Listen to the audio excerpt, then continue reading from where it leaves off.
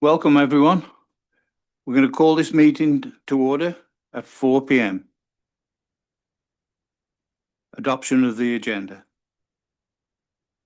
That West Elgin Council hereby adopts the regular council agenda for December 18th, 2025 as presented. Mover, please. Deputy Mayor Tellier, seconded. Councillor Sousa, all in favour? That's carried. Disclosure of any pecuniary interest and general nature thereof. Seeing none. We go to 4, public meeting, the Drainage Act. That West Elgin Council hereby proceed into a public meeting pursuant to the Drainage Act. Mover, please. Councillor Denning, seconded. Councillor Statham, all in favour? That's carried. Thank you.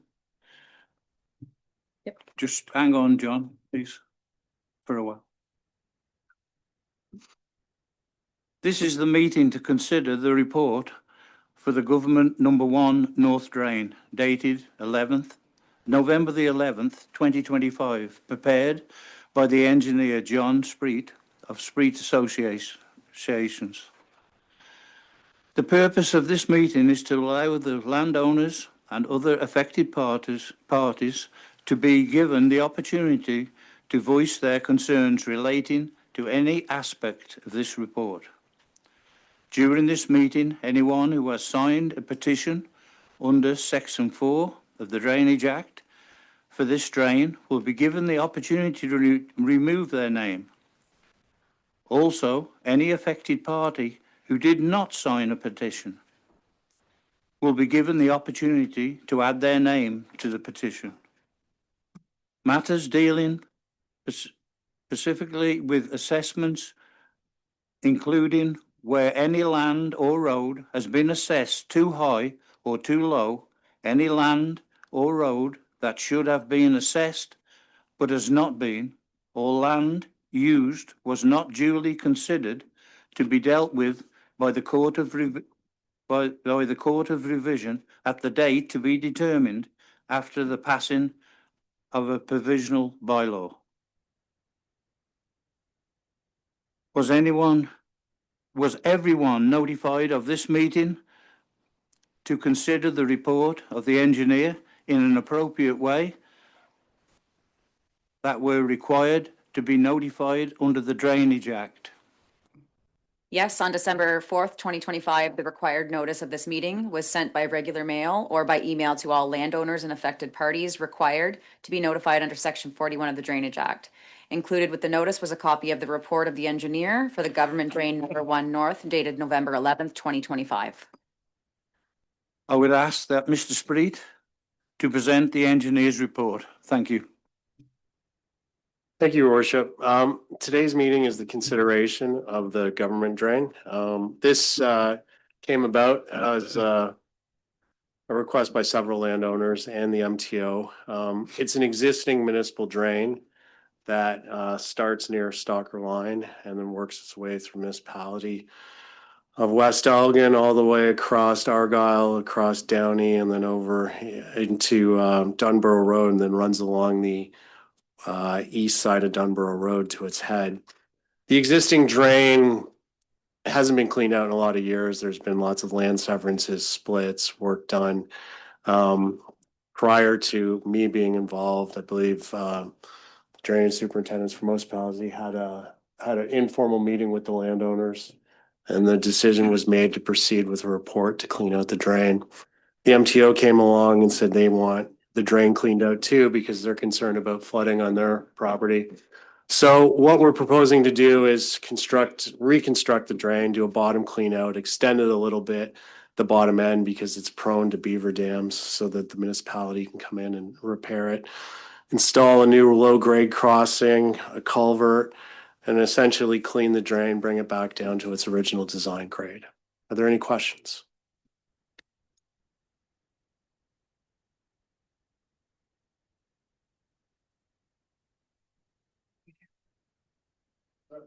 Yeah. Just Excuse me, Would you just come up to the Excuse me. podium, please?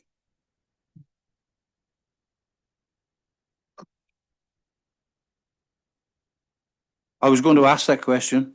Do the landowners or affected parties have any questions or concerns? And if you do, if you'll come to the podium and mention and say your name and carry on. Thank you. Turn it on there, Rick.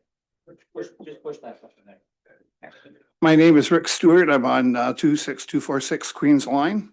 I'm just curious about the major bend on Argyle Line. I think it was about 10 years ago or 12 years ago, we had a roadside meeting where this was going to be re-engineered. I was wondering, are you going to plan on re-engineering that? Because it went nowhere because the guy who petitioned for it didn't show up at the roadside meeting. At this point, through your worship, at this Yeah. point in time, there's no indication of that. We're just gonna simply clean the drain out, put some riprap and stone where the bends are, to reinforce it because it is such a sharp turn Okay, and do that. okay. Thank you. Thank you. Anyone else? Any concerns? Seeing none, but did your question, did you get answered properly? Yeah, I just wanted to know, like, it was a big deal 12 years ago, and the guy who petitioned for it. So now we don't have the roadside meetings.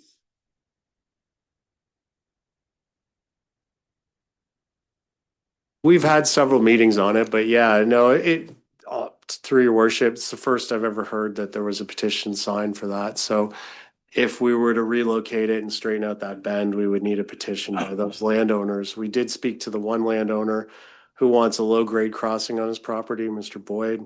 He's requested a low-grade crossing. He made no mention of trying to straighten the drain out or anything like that. Okay, thank you. Are there any landowners who would like to add or remove their name from the petition?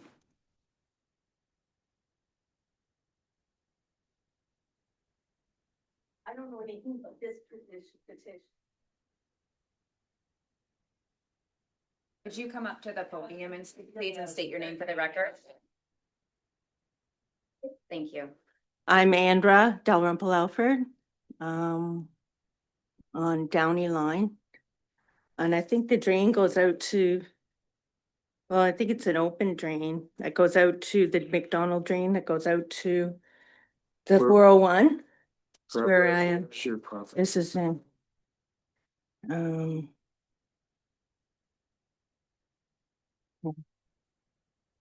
It's an open drain there. Yeah, so there's a McDonald drain that runs through your lands and then Mhm. goes over to the government number one drain. So we're not proposing to do any work on that drain at this time. We're just doing work on the downstream drain. The channel that all the water drains to. North.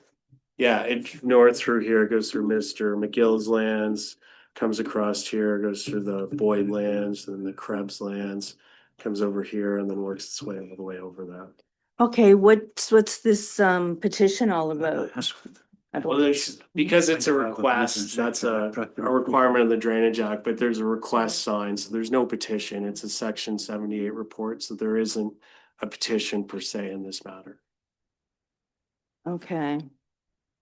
So will this have, like, I know my tenants have been complaining about the drainage. So will this affect me in any way? So we're gonna improve this because Mhm. everything drains to this drain, so that should help the drainage here. Now, if you have an isolated problem on the drain on your property, Yeah, there's a gentleman here named Tom Mohan, who's the drainage superintendent.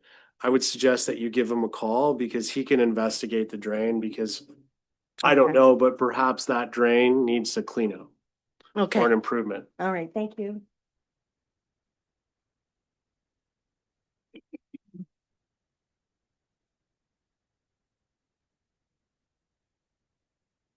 Are there any members of council that have any comments or questions?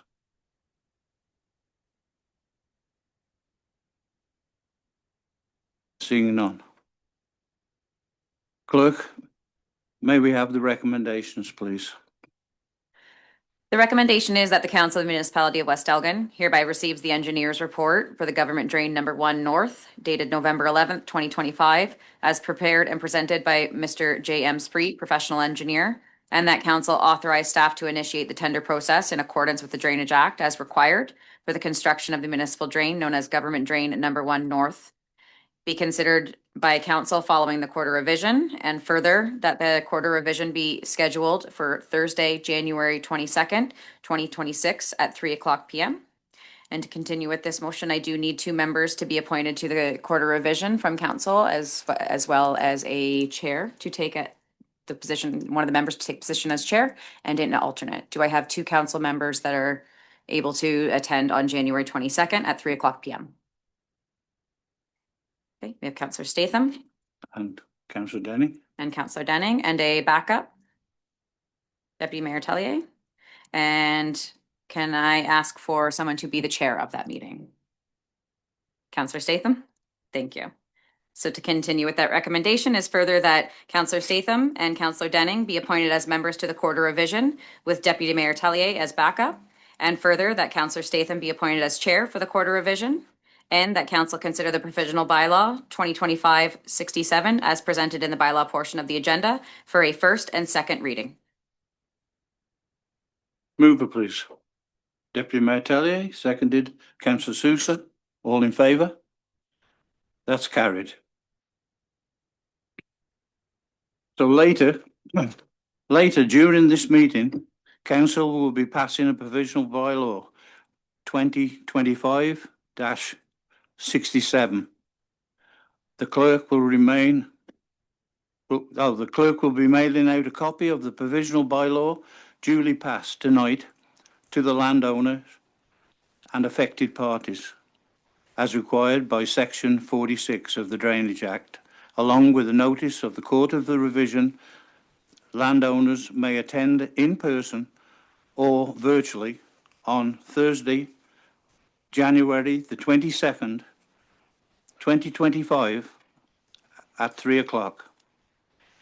Any owner of the land assessed for the drainage works may appeal to the Court of Revision on any of the following grounds. Any land or road has been assessed in an amount that is too high or too low. 2, any land or road that should have been accessed and has not been assessed. 3, due consideration has not been given to the use being made of the land. Written notice setting out the grounds of the appeal must be provided at least 10 days before the first sitting of the Court of Revision to the clerk of the municipality of West Elgin. And further, under Sections 48 of the Drainage Act, any owner of land or any public utility affected by drainage works, if dissatisfied with the report of the engineer on the grounds that A, the benefits to be derived from the drainage works are not matching with the estimated costs thereof. B, the drainage works should be modified on grounds to be stated.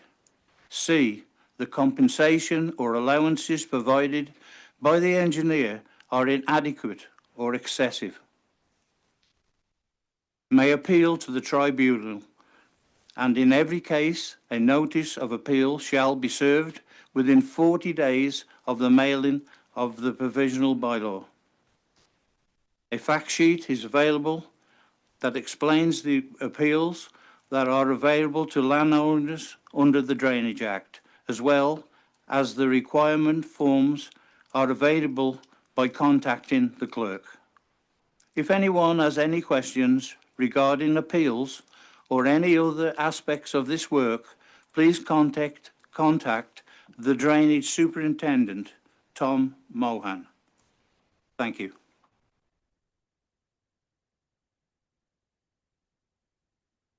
Adjournment motion? Adjournment motion? Okay, Motion to yeah. So we adjourn the public meeting, Drainage Act. That West Elgin Council hereby adjourn the public meeting pursuant to the Drainage Act. Move it, please. Councillor Sousa, seconded. Councillor Statham. All in favour? That's carried. Thank you very much.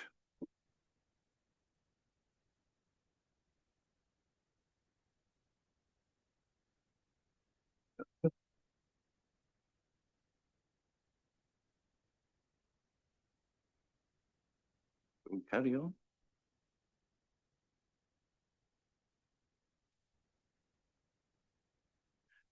So we go to 5, Public Meeting Planning Act. That West Elgin Council hereby proceed into a public meeting pursuant to the Planning Act. Move it, please. Deputy Mayor Tellier, seconded. Councillor Statham, all in favour? That's carried. 5.1, Plans Report, Zoning Amendment D-147-2025, 25130 Argyle Line. Robert?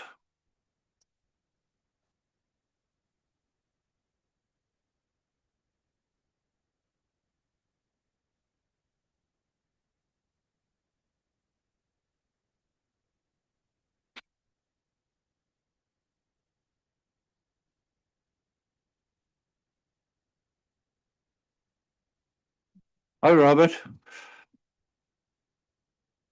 Good afternoon, Mayor. Sorry, was having a little technical difficulty there. Okay, Robert Brown, Yeah. planner, can you take over from here, please? Certainly. Good afternoon, everyone. The first application that's before you was presented back in October at 25130 Argyle Line. The request at that time was to allow for rezoning of two pieces of land that would be incorporated as one lot and used for a trucking business that is operating on the property currently. There's 4 trucks, 4 tractors, 4 trailers that are utilized on the property for food deliveries. As a result of some input from neighbors and some other kind of technical concerns that were raised by council, the report was presented, but the application was deferred in order for the applicant to go back and look at with their consultant and address some of those concerns. What's been brought forward is a modification, sort of a stepped approach to this. Quite simply, what they have done in the meantime is they've secured a location to park the trailers that are utilized in the business. They would still have the tractor portion, the drive unit of the truck located on the site, and again, limited to 4. This would help to address a number of the concerns that were raised. There was early morning, late evening swapping of trailers. This was creating noise. There was also the running of refrigeration units, also creating noise for the neighbor to the immediate south. So those would be removed from the site. What would occur then is the drivers would arrive in the morning, pick up their truck and leave, pick up the trailers at another site located actually in another neighboring municipality, pick those up, do their deliveries, and then return the empty trailers to that site. And the drive unit would come back to 25130 Argyle. This would hopefully reduce the level of traffic in the interim. And this would give the applicant time to then sort of enact the second portion of it, which would be there was a severance approved several months ago to add additional lands that the applicant is acquiring from a neighboring farm parcel. This was a piece that had been used for outdoor equipment storage and so forth, and there's a barn that's still left on the property. The intent would be to upgrade the existing driveway and locate a parking area to the rear of the shed, much further away from the residential use to the south, and would give the business the opportunity to then return the trailers to the site, but they would be able to do any type of swapping of trailers regardless of the time of day. They'd be off the road. They'd be able to do that on the lot, well back from the road, in a location an area that would be more suited and more appropriate to that. This would also give the municipality the opportunity, once that portion of the plan is executed, to bring it under site plan control. The applicant would be required to provide a site layout for the parking and the driveway, as well as demonstrating that there's adequate drainage and an outlet for the property on site. There's not a great deal of detail going to the site plan, but it would afford the municipality the opportunity with the applicant to make sure that everything is done properly in order to support the business.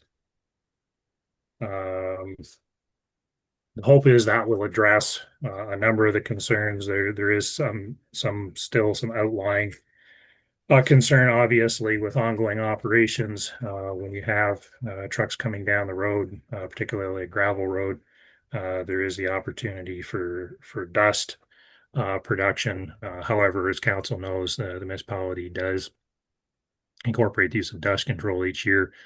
This is something, again, through, I think, site plan control, something that could be monitored if there's the need for additional dust control in the area. That's something that could be, potentially incorporated in the site plan.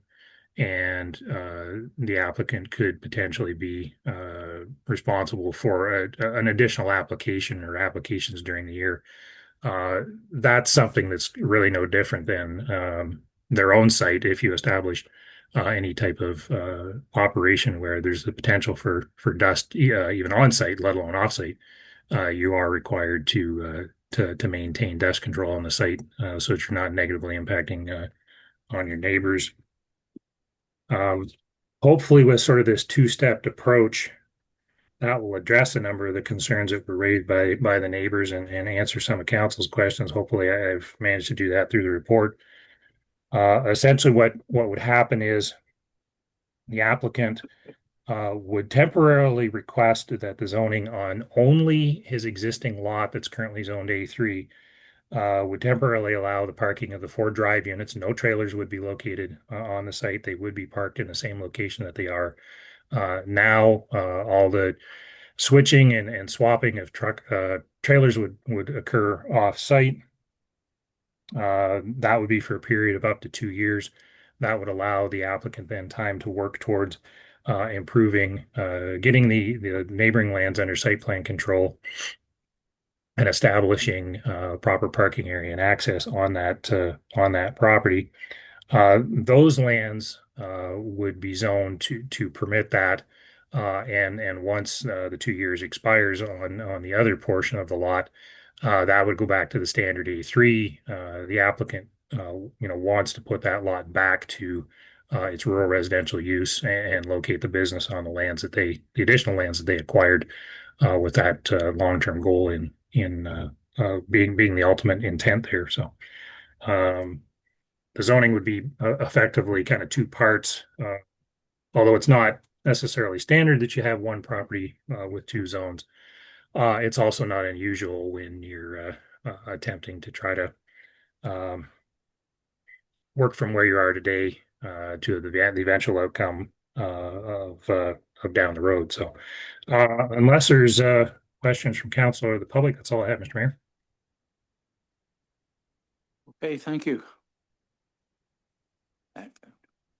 Comments by council? Yes, Mr. Statham.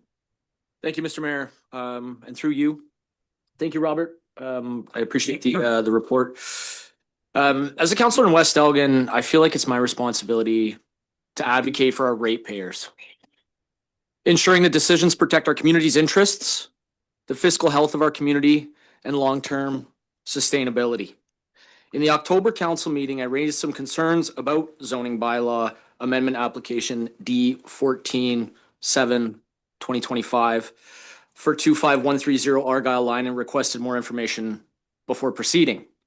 The supplementary report from Robert Brown, thank you, Robert, appears to address some of these points, but after careful review and consideration, I remain firmly opposed.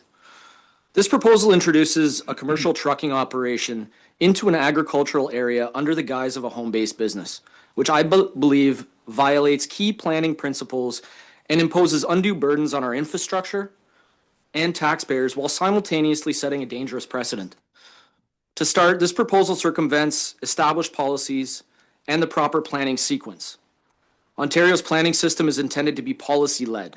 Official plans determine land use appropriateness first, and zoning is an implementation tool only. In this case, zoning is being used to circumvent both the West Elgin official plan and the County of Elgin official plan. I'm not convinced the policy alignment has been proven in this case. Policies in the official plans exist for a reason. In this case, to protect agriculture from incompatible uses and to protect the existing landowners from undue adverse impacts. I'll address each of these in turn. Zoning amendments in agricultural areas must align with agriculture. A trucking business contracted by Cisco, which is a multi-billion-dollar international food distributor, stretches this definition beyond reason. In Story Samway's letter, it is claimed that the trucking business is agricultural related because it delivers food products, but also admits later on in that same letter that, quote, it may not necessarily fall within the agriculture-related definition, end quote. The operation involves off-site drivers picking up trucks for deliveries to restaurants, schools, and various facilities between Windsor and London, with trailers being exchanged along the route.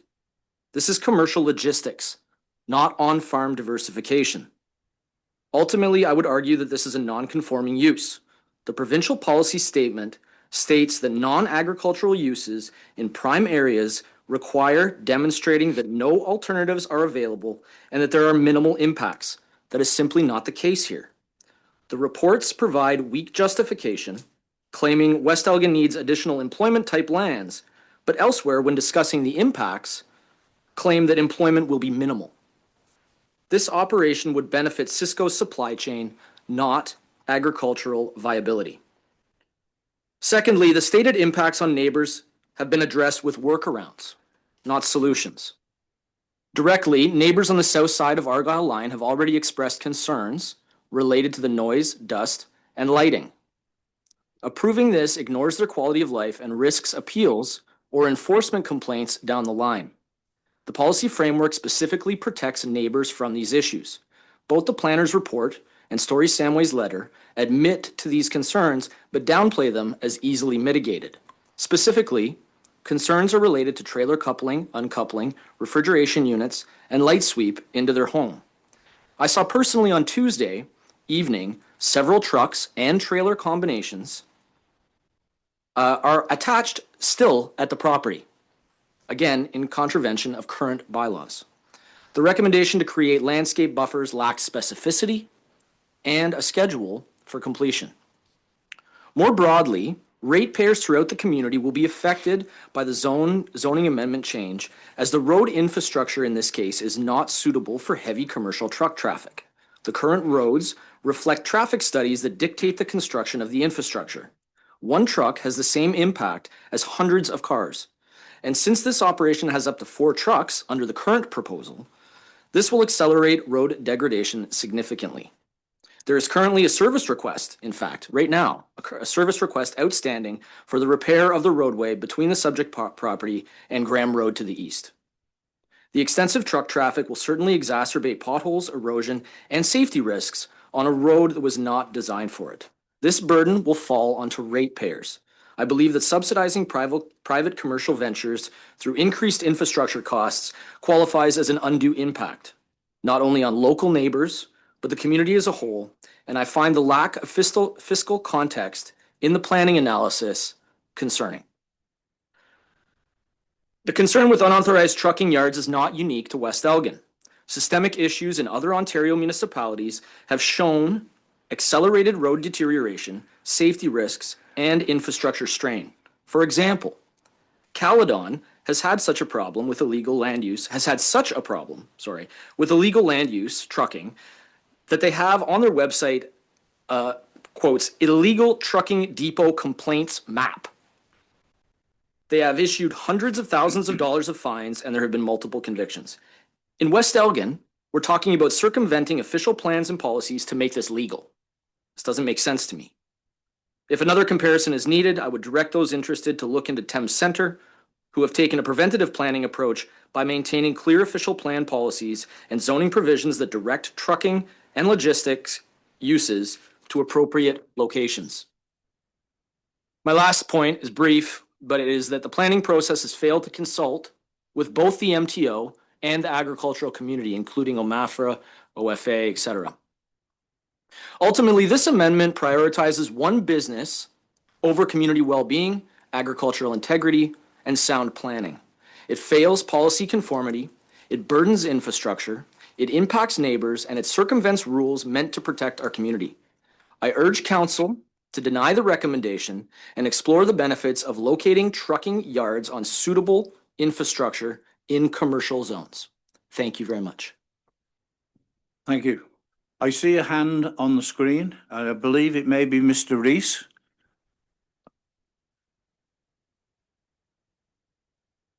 Are you there, Mr. Rees?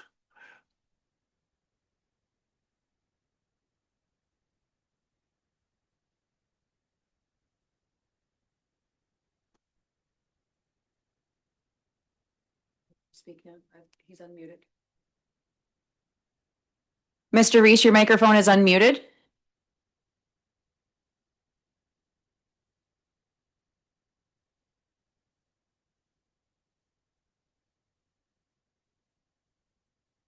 Mr. Rees, can you hear us? Your microphone is unmuted.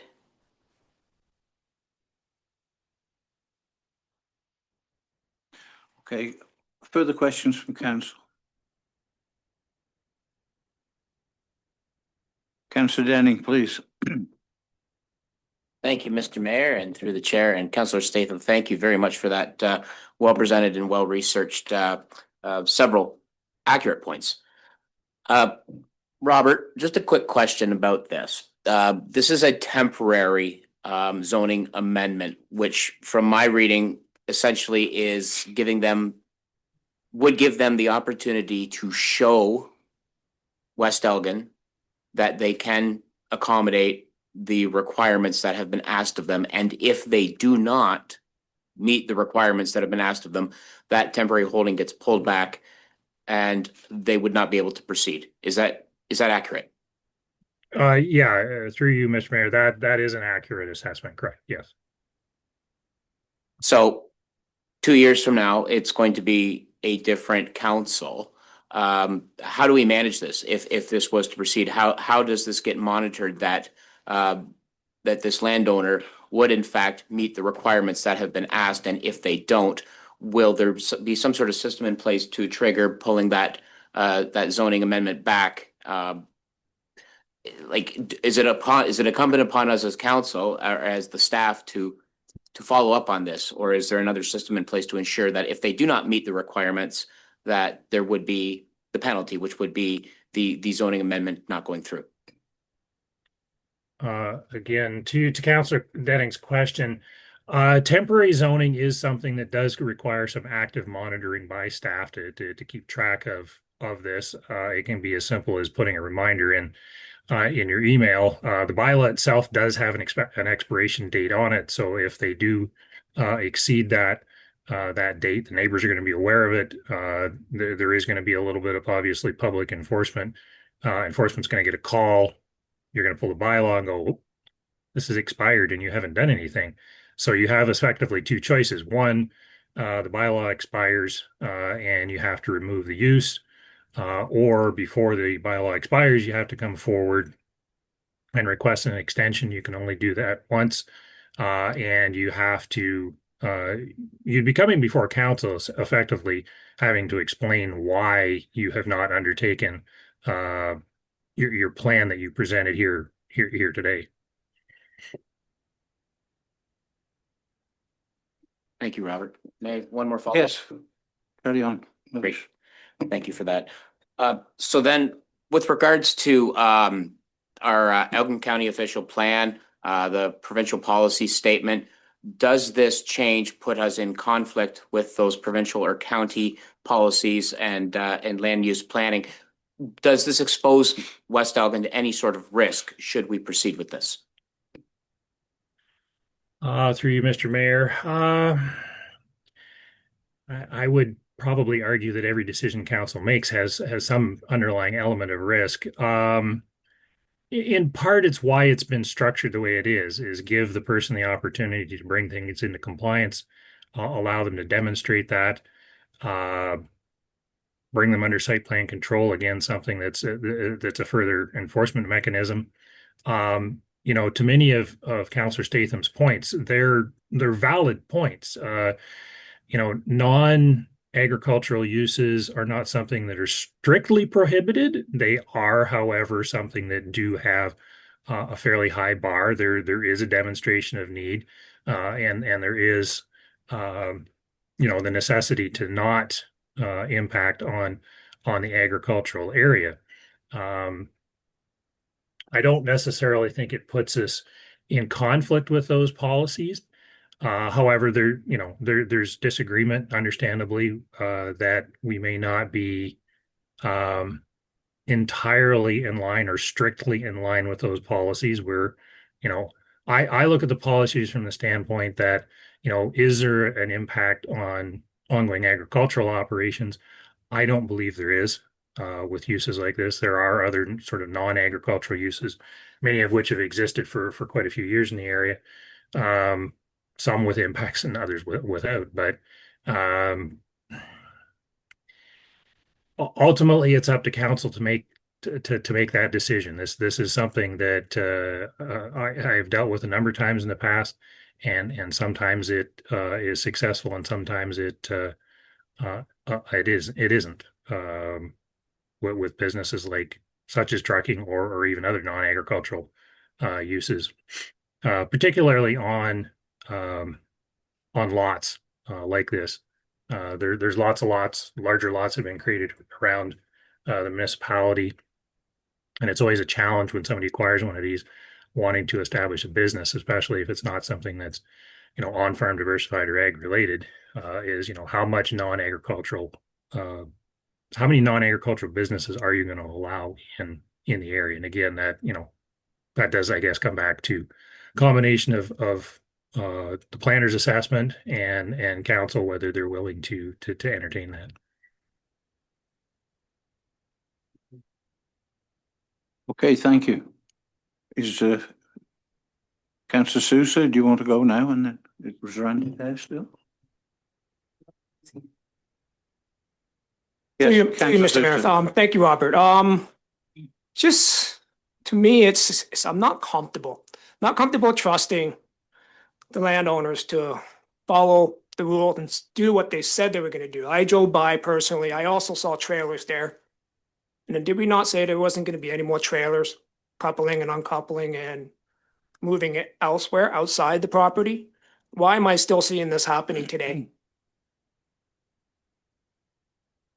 Through you, Mr. Mayor, to the councillor's question, quite simply, normally when there's active enforcement ongoing and applications have been made, both enforcement and myself or other departments within the municipality will attempt to work with them will allow the business to continue in the interim as long as they're taking steps to try to enforce that.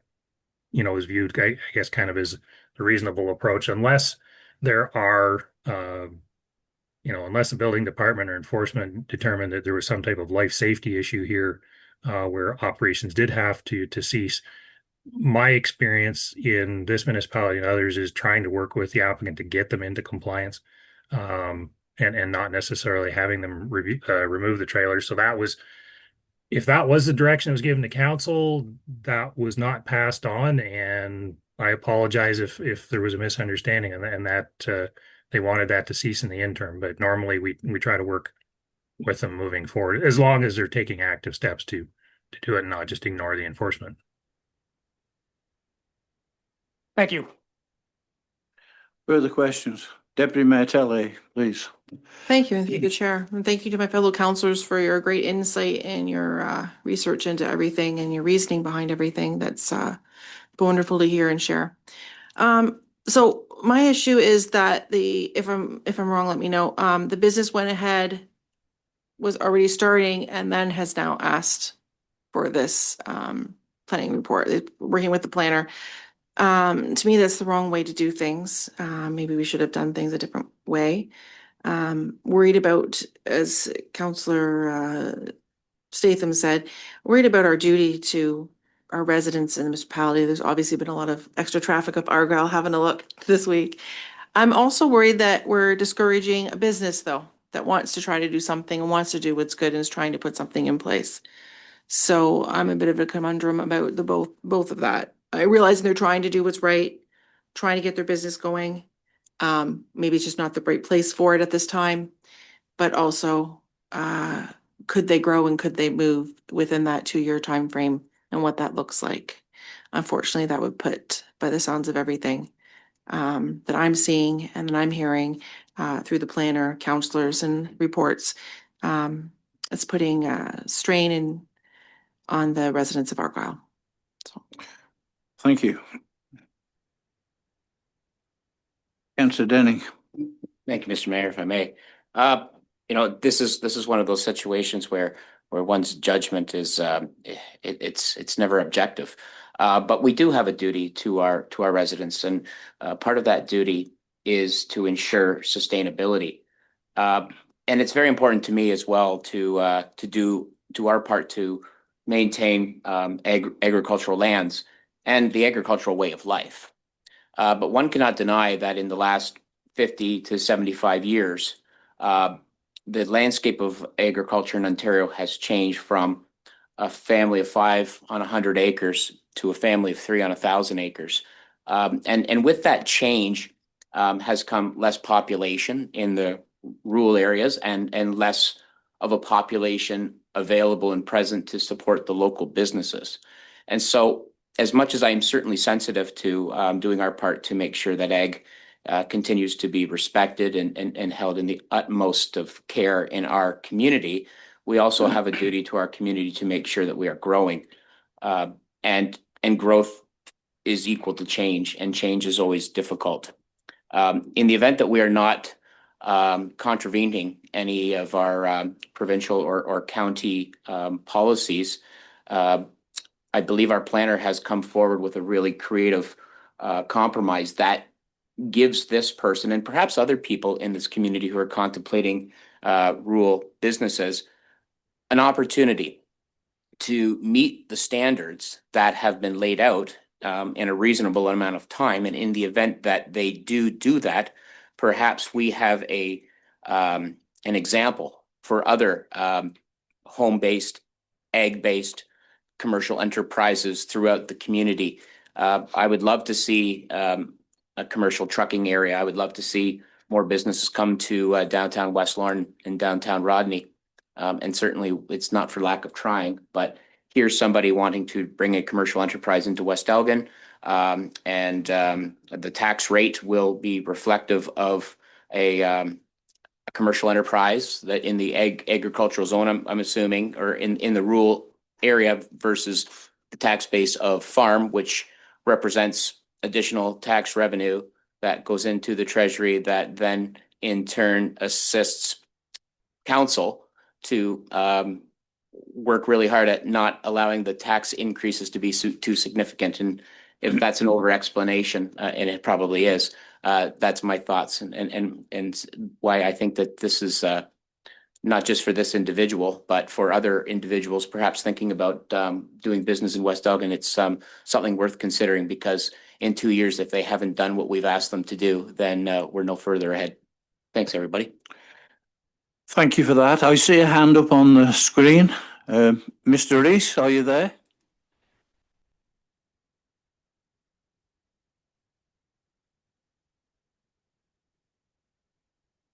Mr. Rees?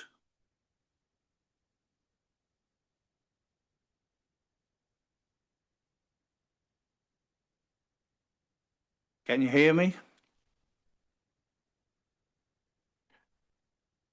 Mr. Rees, your microphone is unmuted. Please go ahead.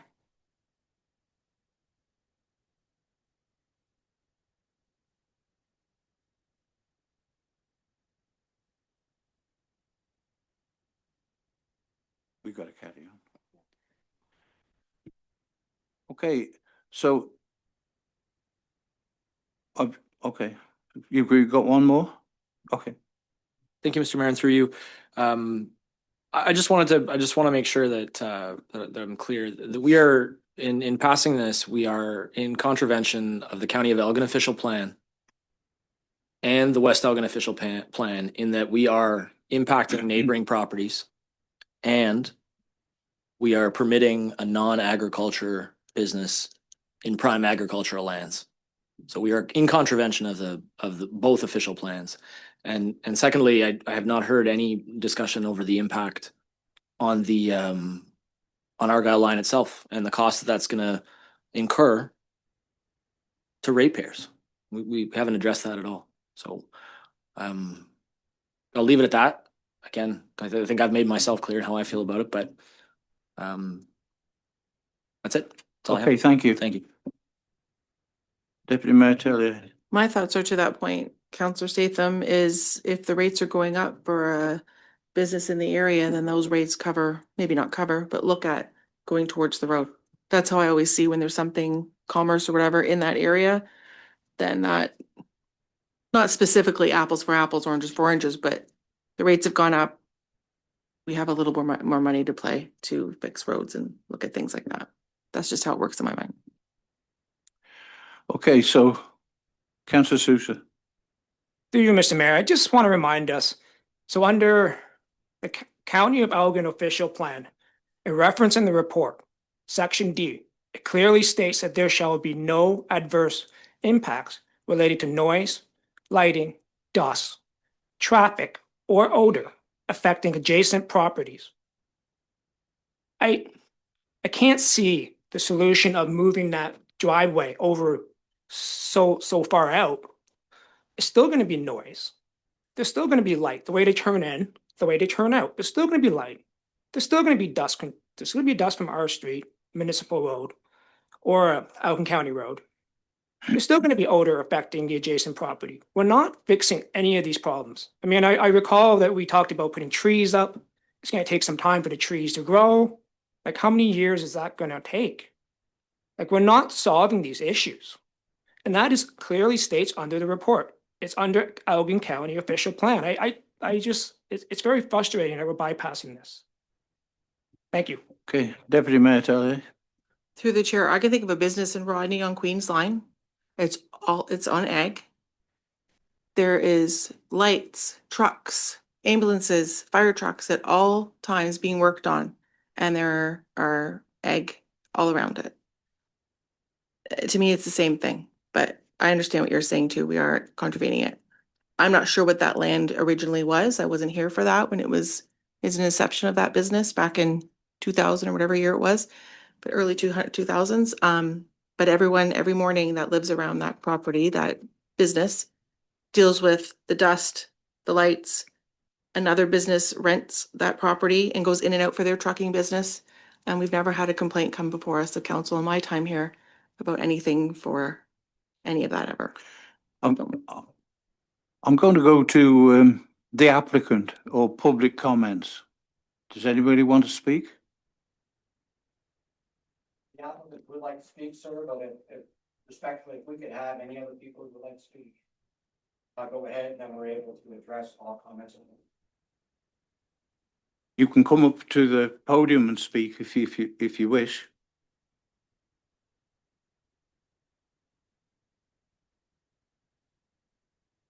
If you could just state your name for the record and turn the microphone on, please. Yes, thank you. Thank you. So first and foremost, my name's Courtney Cameron. I'm counsel to Mr. Manuel Diaz, a barrister and solicitor. And Mr. Diaz has come to me with some significant concerns about this plan. Mr. Diaz lives directly across the street from this proposal, so he knows all too well what it realistically looks like for neighbors. So at the outset, I put simply, this contravenes the official Elgin, West Elgin plan. Very simply, it's in contravention. So, I respect that council has certain authorities, but I would be remiss not to once again mention that, although I appreciate council has already have. In terms of my client's actual experience with this business, and again, I'm echoing some concerns from councilors already, but the rules are already not being followed. There are already operations occurring there that are simply not allowed. So what changes after today? What changes over the next 2 years? I think we have a pattern that shows nothing changes. The community continues to be impacted by this. So some specific concerns of my client, of course, the dust. He's lived at his house for 36 years. His life has significantly changed because of this proposal. Health concerns with the dust in the air causing lung and breathing problems, the fumes, which also cause health concerns, but also are simply uncomfortable to be around in an area that is normally supposed to be rural. Even though I appreciate this plan would remove the actual trailers, we still have the drive part of the vehicle at this site. It's got lights, it's got the beepers, it's again on a dirt road kicking up dust. It's simply, it's not enough to deal with the problems here. They're still going to be driving by early in the morning, late at night. Their lights are still going to be shining into my client's property. And respectfully, an individual's right to expand their business here simply cannot trump my client's enjoyment of his residential property. And frankly, I'm concerned about the precedent it sets for your community. What happens next? How many other businesses will make similar moves if this is allowed? So for those reasons, we are absolutely opposed to this, and respectfully, if this council passes it, we intend to appeal and see this through. So I appreciate the time to come and speak to the council today, and those are my comments on behalf of my client. Thank you very much. Thank you. Did you want to go to speak, sir?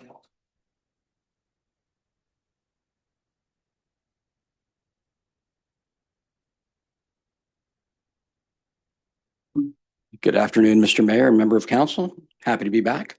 I appreciate the staff report by Mr. Brown. I appreciate the comments of council, and I appreciate the comments of the solicitor on behalf of the neighbor across the road. I'm not about to get into an argument to say I'm right, you're right, I'm wrong. Okay. What I will say is under the planning process, all landowners have an ability to make an application under the Planning Act to change something.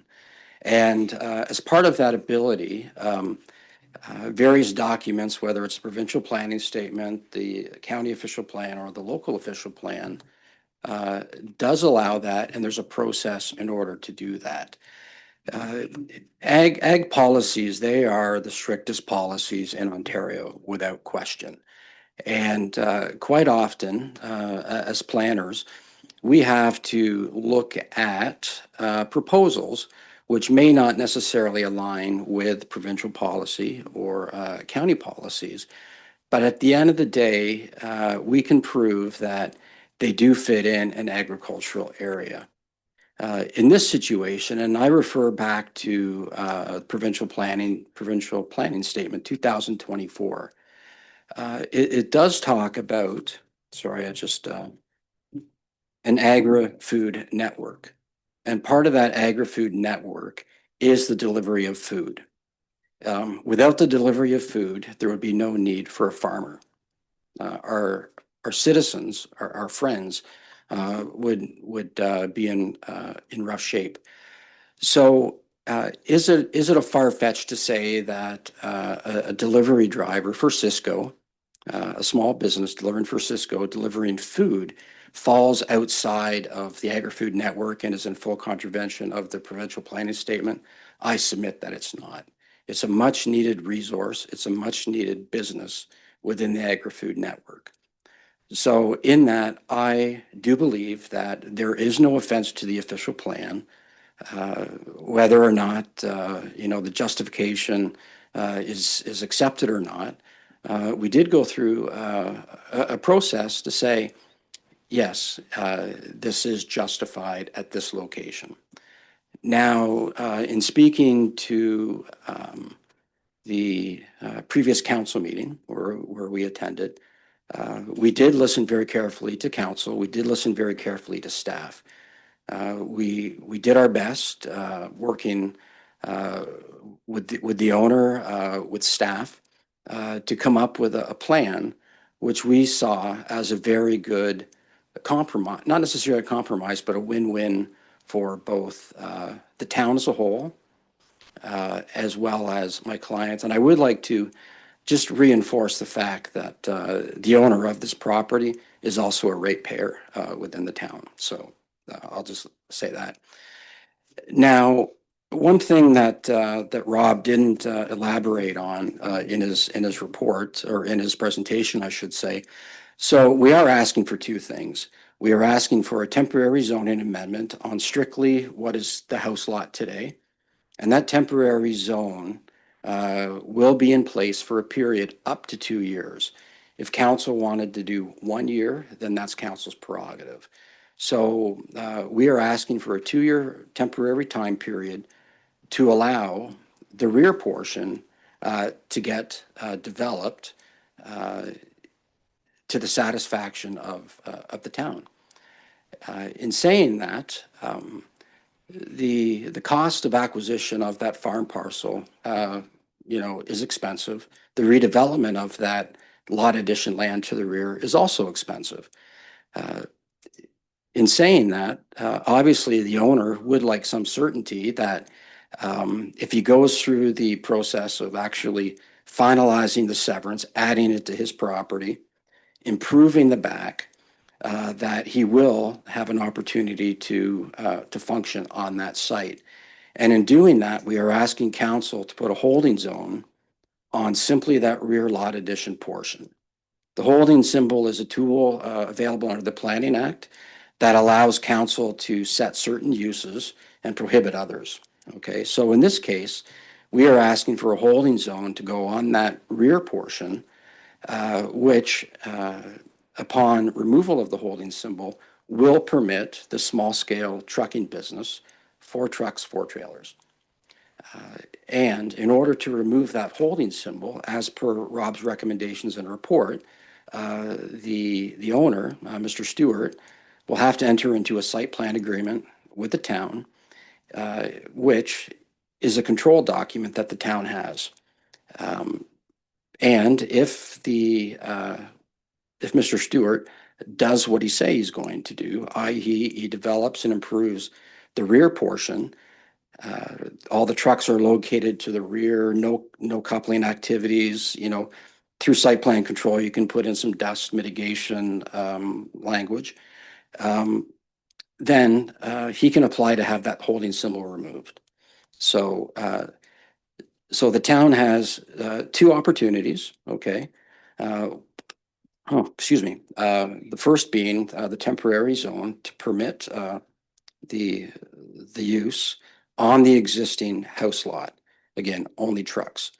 And the temporary zone, actually, it's not a widely used tool under the Planning Act, but what it's designed to do, it's designed to effectively prove to council that the applicant is going to put his money where his mouth is. And that temporary zone is often used where you have one use, which does not necessarily fit into the underlying policies. So again, with planning, we need to prove that it's compatible. The 2-year time period allows us to prove that it's compatible, not just to council, but also to the neighbors. And so in saying that, we really feel that this is a win-win for both the town, for Mr. Stewart, and at the end of the day, through the mitigation measures put in place and the site plan control, it will be a neutral issue for the neighbors. So I do respectfully submit the application is consistent with provincial policy. It does not offend the county policy or the local town policy. So I appreciate your Okay, thank you. your ears, and but I do know Mr. Stewart would like to say a couple words of the applicant. Yes, he's welcome to come up to the podium.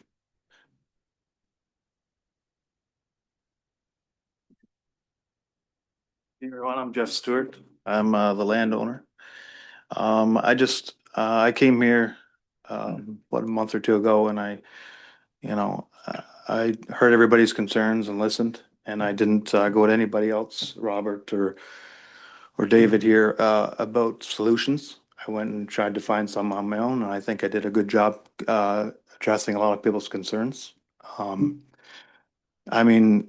The traffic, I guess, on Argyle line in question, I guess a lot of people have been up that way, and I'm not, I don't want to pick on anybody or anything else, but I got at least a half a dozen videos of other trucks coming up and down that road on a daily. I also have seen the occupant across the road on the south side out on the road with a big heavy duty bulldozer, tractor, backhoe type of machine, digging up the road, trying to repair it himself.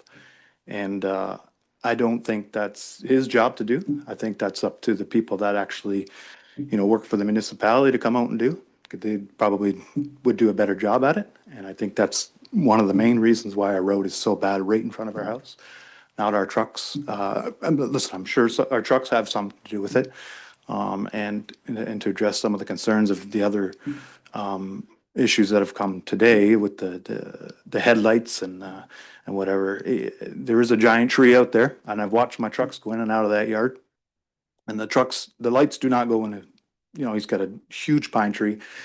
That being said, whether there's an argument, whatever it is, with the trailers gone off site for now, the units don't have to turn wide. They can maneuver in a different way, so maybe that helps the situation some. It takes, like David said, it takes time to go through all these changes, which is, I understand we weren't told from, there was a timeline. Now we have in place a 2-year, hopefully we get approved for the 2-year from council, and we can take the necessary steps to move to make, the entire community, as I too am a resident of, and make everybody happy and coexist with everybody. I think that's what we're after. We're not coming in to try and steamroll anybody by any means. And, I have to live there. I want to get along with my neighbors. It's not something I'm looking to do is upset them, which is why I went out and, tried to do these extra carrying maneuvers to get, the trucks out of the yard. But I like to keep the tractors on the yard because I do maintenance on them, and it's easier just to do right up my house there. Not major maintenance. We don't tear stuff apart too much. Just, basic, daily maintenance that has to be done. And the employees that I have, they're in and out of the yard less. And as far as the road, I think some of your questions were towards to the MTOs and stuff like that. The ministry, our truck and trailer combinations are not over a weight limit for that road combined. So just with the tractor itself, that is even more under the weight restriction of the road in the spring and throughout the year. Because I know the springtime does drop the weight limits for the spring thaw. So even with the tractor and trailer hooked, we're still under that. And the tractor itself obviously is way under that. So, and again, with the extra truck traffic that I see driving up and down that road, we're not the only ones. But we do try and, accommodate what we can. And that's, that's kind of what I have to say. I don't know that I have anything else to say about it, but, Okay, thank you very much. thank you. Further comments from council? Seeing none. Just one from Deputy Mayor Tellier. Yeah, thank you through the chair. Just a small one. I just had a resident who couldn't make it, but asked if I could pass along that they feel that ag land is business. Ag land is meant for business. We have businesses in ag land everywhere. And that's just their comment, and I wanted to pass that along, so. Thank you.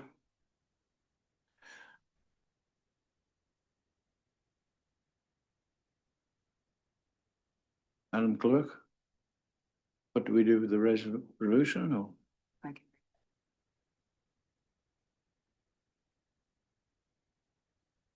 Well, they probably won't, and if they don't, then we'll go somewhere We could else. still have a mover and seconder too.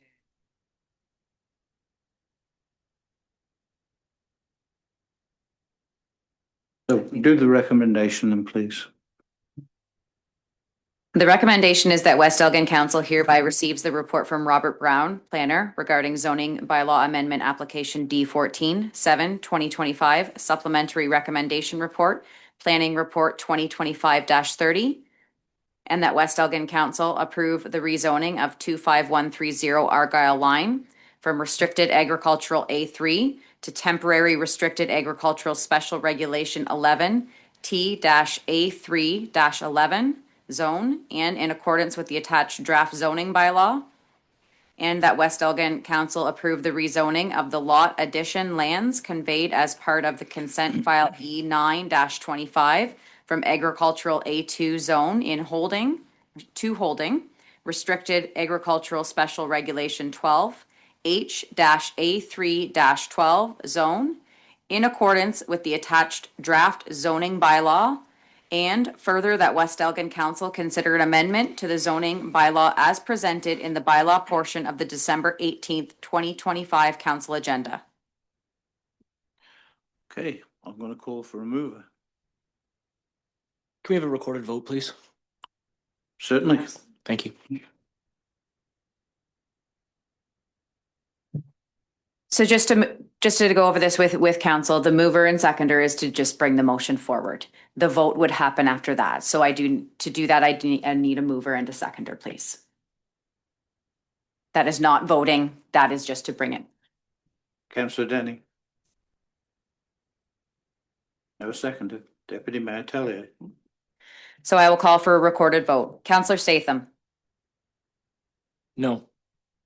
Councillor Sousa. No. Deputy Mayor Tellier. Yes. Councillor Denning. Yes. Mayor Latham. No. Defeated. That's defeated.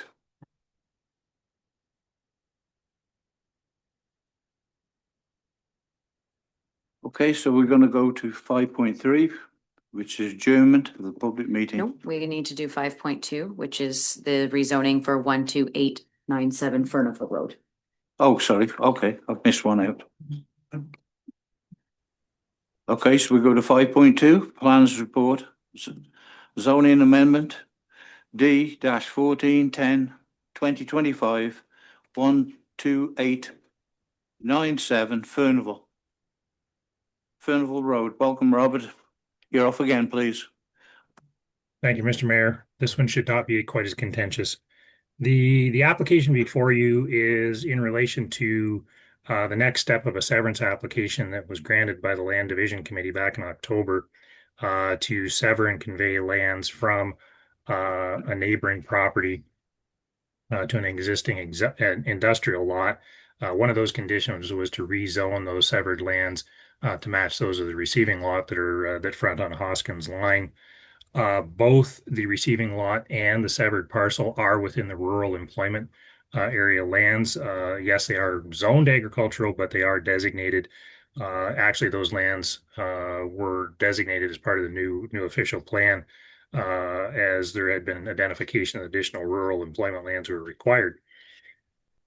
As such, this has been reviewed in terms of compliance with the county and local official plan, and lot additions are permitted, subject to appropriate zoning, which is the rationale behind the application before you. The lands would simply go from their current A1 agricultural zone to the M1 zone, rural industrial, to match that of the receiving lot on Hoskins Line. As more of a technical point, the parcel of land that the lands are coming off of is an existing undersized parcel, to roughly about 25 acres, with the removal of the 2 acres as a lot addition. Another one of the conditions of consent was to recognize its further undersized lot area. So the zoning bylaw also incorporates that into a special agricultural zone, recognizing the further reduction in the lot area, so that it'll maintain compliance with the zoning bylaw. This was circulated internally and externally as appropriate. There was no additional comments that were received related to this. There will be development occurring on the receiving lot, and at that time we'll be addressing any other issues related to the development directly. But for now, there's no comment related to the zoning. As such, unless there's questions from the public or council, that is all I have, Mr. Mayor. Thank you. Applicant or public comments? Seeing none. Council comments? Seeing none. Can I have the recommendation, please?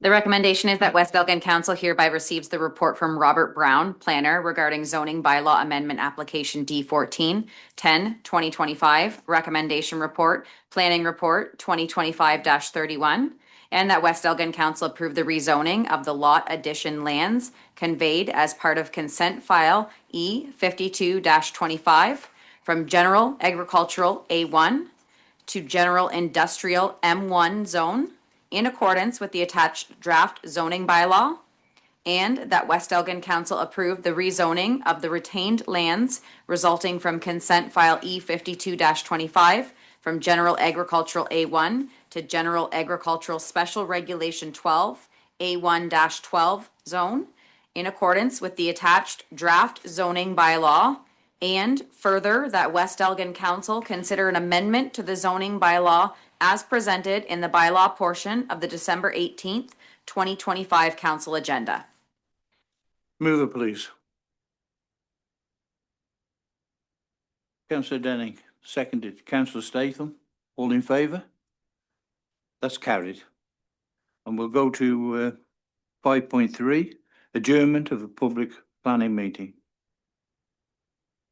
That West Elgin Council hereby adjourn the public meeting pursuant to the Planning Act. Move it, please. Councillor Sousa, seconded. Deputy Mayor Tellier, all in favour? That's carried. And we're going to go to a 5-minute break.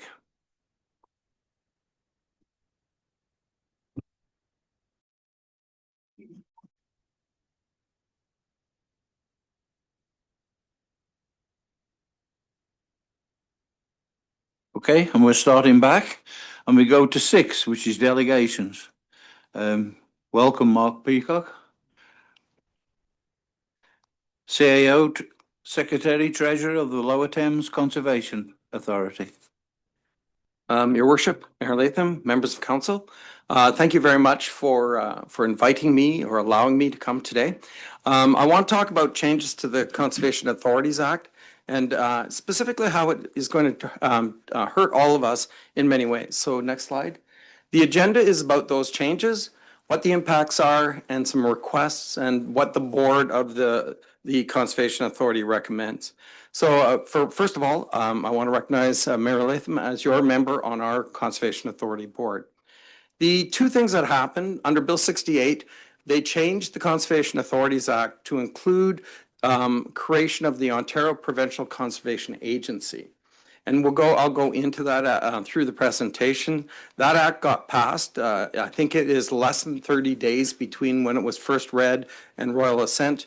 Because it was part of a budget omnibus bill, there was no consultation on it at all. It just moved through the process. The second thing I want to talk about is an ERO, Environmental Registry of Ontario, posting regarding changes to the boundaries of the conservation authorities.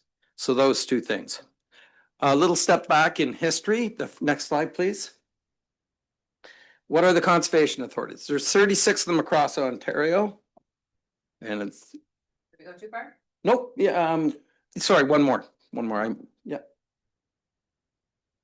You feel free to go faster than I go. So what are the conservation authorities? They started in 1948. the municipalities of an area had to petition the governments to form a conservation authority. So what you usually had was you had champions in the community that pushed around councillors or they could have been councillors or mayors or whatever, and they all got together, and if you didn't have 75% of the people of an area vote for it, you couldn't get a petition to form a conservation authority in an area. We were formed on Groundhog Day of 1961, so we're coming up at 65 years old. Sauble Bayfield goes all the way back to 1948. The whole idea about a conservation authority is because it was locally formed, it was locally driven. So watershed-based, local decision-making, shared finances with the province. Those are the first three pillars. The province in 1996 stepped out of their share of conservation authorities. I think it was about 40 million a year before that came to the 36 conservation authorities. For base funding last year, all 36 got 3.6 million. So there's a little bit of a decrease in those few years. So it's all about grassroots. It's about a local community engagement and having a one-to-one relationship with the community on the local scale. Next slide. So what is being proposed is instead of the 317 municipalities that have board members on conservation authorities, and then those conservation authorities being run by the government or following government direction, there's now proposed 7 conservation authorities. So there's take 36, push them into 7. They respond to this new board that Bill 68 formed, the Ontario Provincial Conservation Agency, who responds to a new position called the Ontario Conservation Executive, who then responds to the province. I'm not sure if you see, but there may be a few dollars needed to make this thing work. Next slide. So the Ontario Provincial Conservation Agency, basically the act is now changed to give it powers to tell conservation authorities what to do, how to do it, the cost for it, and by the way, the cost will remain with the municipalities. We've been told that, and how we operate. So what's the problem with this? There is no guarantee that the municipalities that fund this will have any say on that board. The Ontario Provincial Conservation Agency will have a board of directors, and we don't know who's going to be on it. It's unclear how local priorities that are always been the important part of a conservation authority are going to be maintained by this provincial board that's going to set standards across the province. And it's also unclear, actually it is clear, that local municipalities will, after a couple of years, start having to fund this agency. It's estimated that $5 million a year will be required to fund the agency. Next slide, please. So this is what, if you look at the map, this is what the new 7 conservation authorities look like. You would be part of that pink one in the bottom, the Lake Erie Regional Conservation Authority. Next slide. So who's in it? Essex Region, Lower Thames, St. Clair Region, Upper Thames, Kettle, Catfish, Long Point, and the Grand River Conservation Authority. It's a massive area. Next slide, please. Here's the municipalities that would be involved, 81 of them. You can see a problem when you talk about governance all of a sudden. Small rural municipalities probably will have no say in this conservation authority. So right now there is us. We have 10 municipalities. In the future, it would be 81 municipalities. We have a population of 100,000 that we provide services to. The new agency will actually be closer to 2.2. Actually, I think, it's between 2.1 and 2.2 million people in this new area. So the area will be all the way from Hamilton, Guelph, Kitchener, Waterloo, Windsor, Sarnia, London. That's how big this area is. Next slide, please.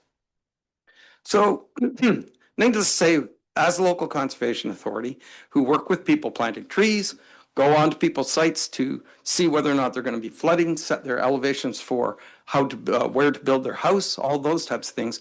We have some pretty big concerns with what's being proposed.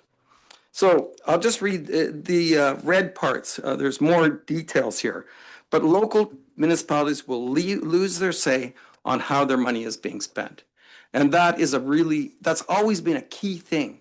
I come here every year when we have a budget and I talk to the municipality about that budget. That's absolutely critical. That way you can be assured that the Conservation Authority is being reasonable and it's respecting ratepayers. And that isn't going to happen with an institution this big. We tailor programs and services for local watershed needs. One of the big issues we have with this large area, we believe that conservation authorities not only should be local watersheds, not basins, but watersheds, and they should be the same in the terms of their economy and their communities.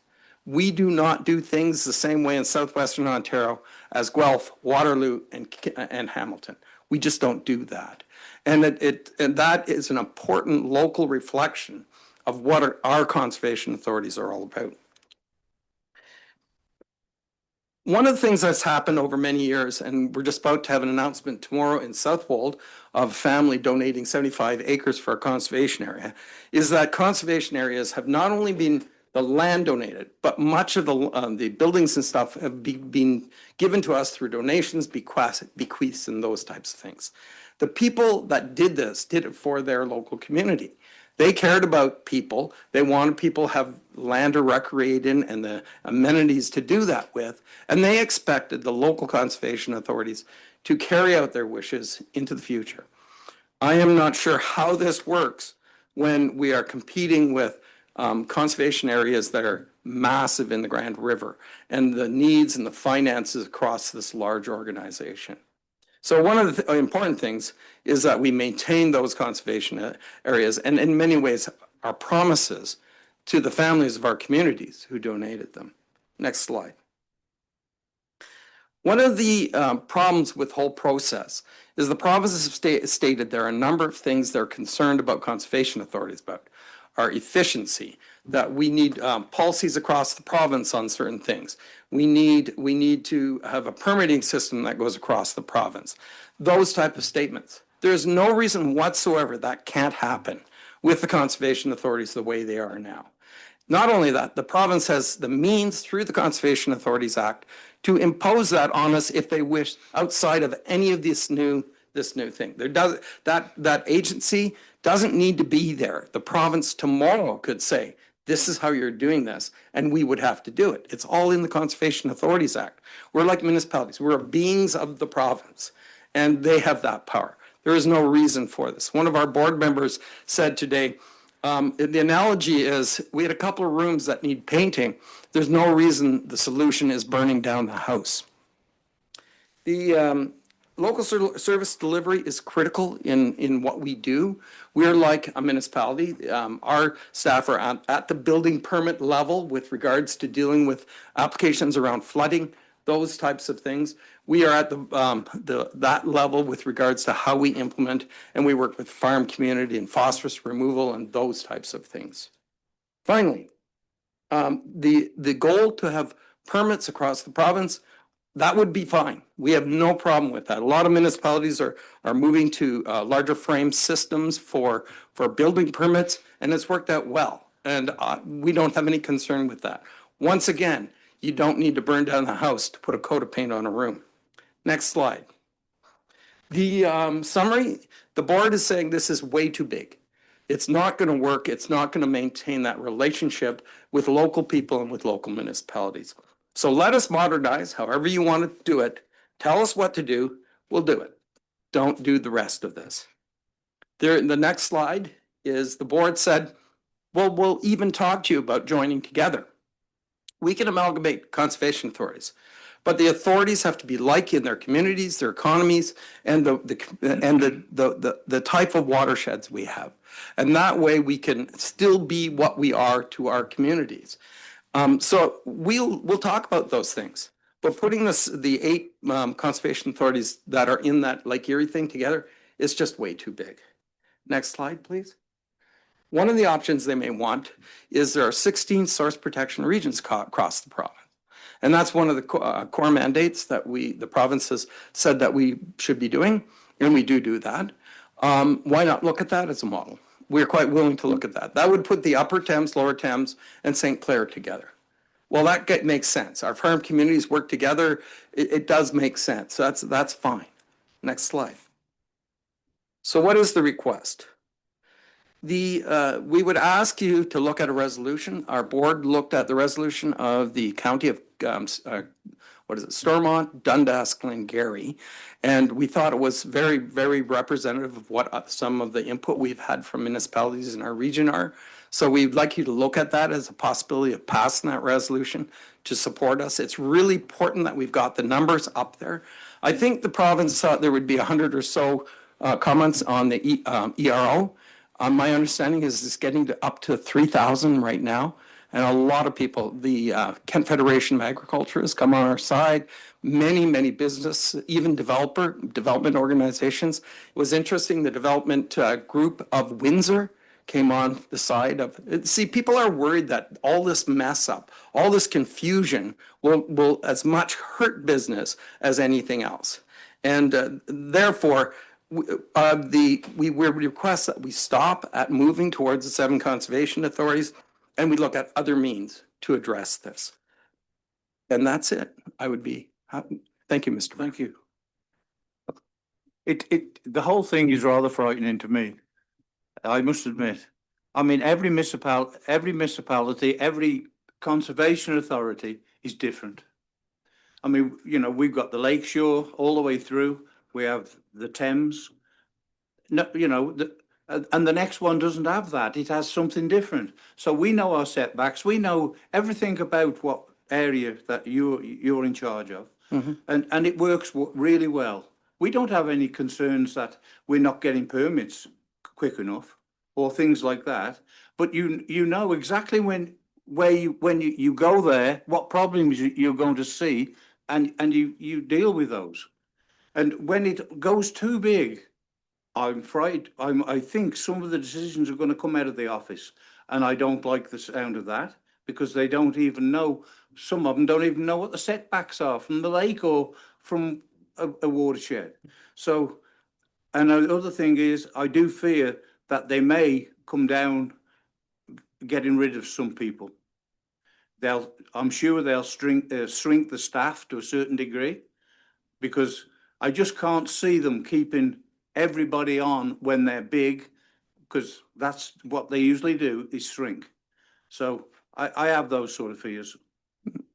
Yes, Mr. Mayor, our permitting, 96.8% of our permits are issued within timelines that are stricter than the province. We issue most permits in less than 10 days. The other thing with regards to laying off of staff, we have very minimal administration. We're about 10%.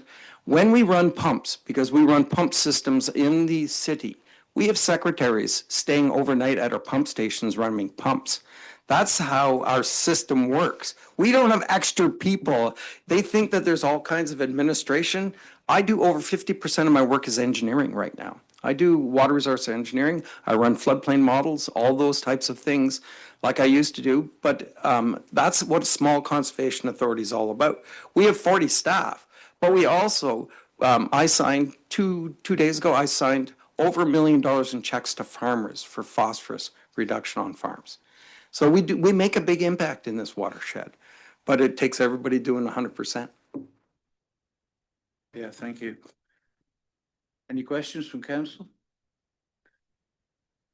Thank you. Thank you very much. Thank you. That is Robin's report. Pardon? So for council, attached to the delegation is also a staff report from CAO Greenall. Does any member of council wish to speak to that, or CAO Greenall?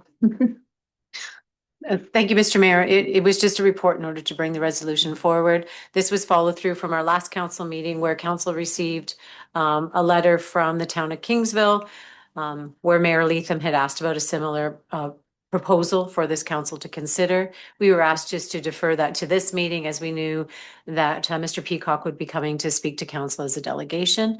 So the report then just summarizes the resolution, which in turn is asking for the province to reconsider their proposal of moving towards 7 conservation areas, but then to work with local municipalities and conservation authorities to be collaborative on what would be the most effective use and strategy going forward. So council, the resolutions in the body of that report. If you have any further questions, Mr. Peacock may be able to answer them.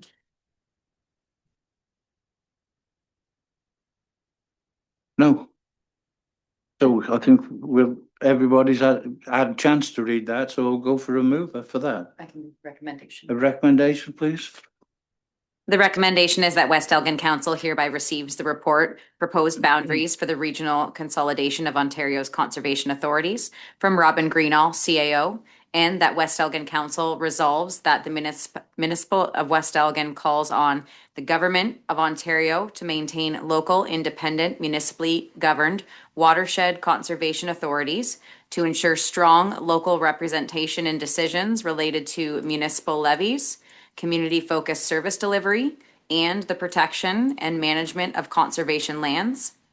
And further, that while the municipality of West Elgin supports provincial goals for consistent permit approval processes, shared services, and digital modernization, and imposing a new top-down agency structure without strong local accountability and governance risks creating unnecessary costs, red tape, and bureaucracy, thereby undermining efficiency and responsiveness to local community needs. And further, that the municipality of West Elgin supports efforts to balance expertise, capacity, and program delivery across the province, and requests that the province work collaboratively with municipalities and local conservation authorities to determine the most effective level of strategic consolidation to achieve both provincial and local objectives. And further, that a copy of this resolution be sent to the Ontario Minister of Environment, Conservation and Parks, to the local MP and MPPs, the Association of Municipalities of Ontario, the Rural Ontario Municipal Association, and municipalities and conservation authorities in Ontario. Thank you.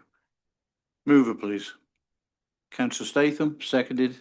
Councillor Sousa, all in favour? That's carried. Thank you very much.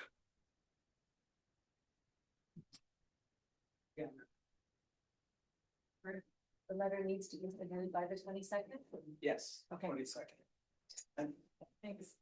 And from there, we're going to move into a closed session.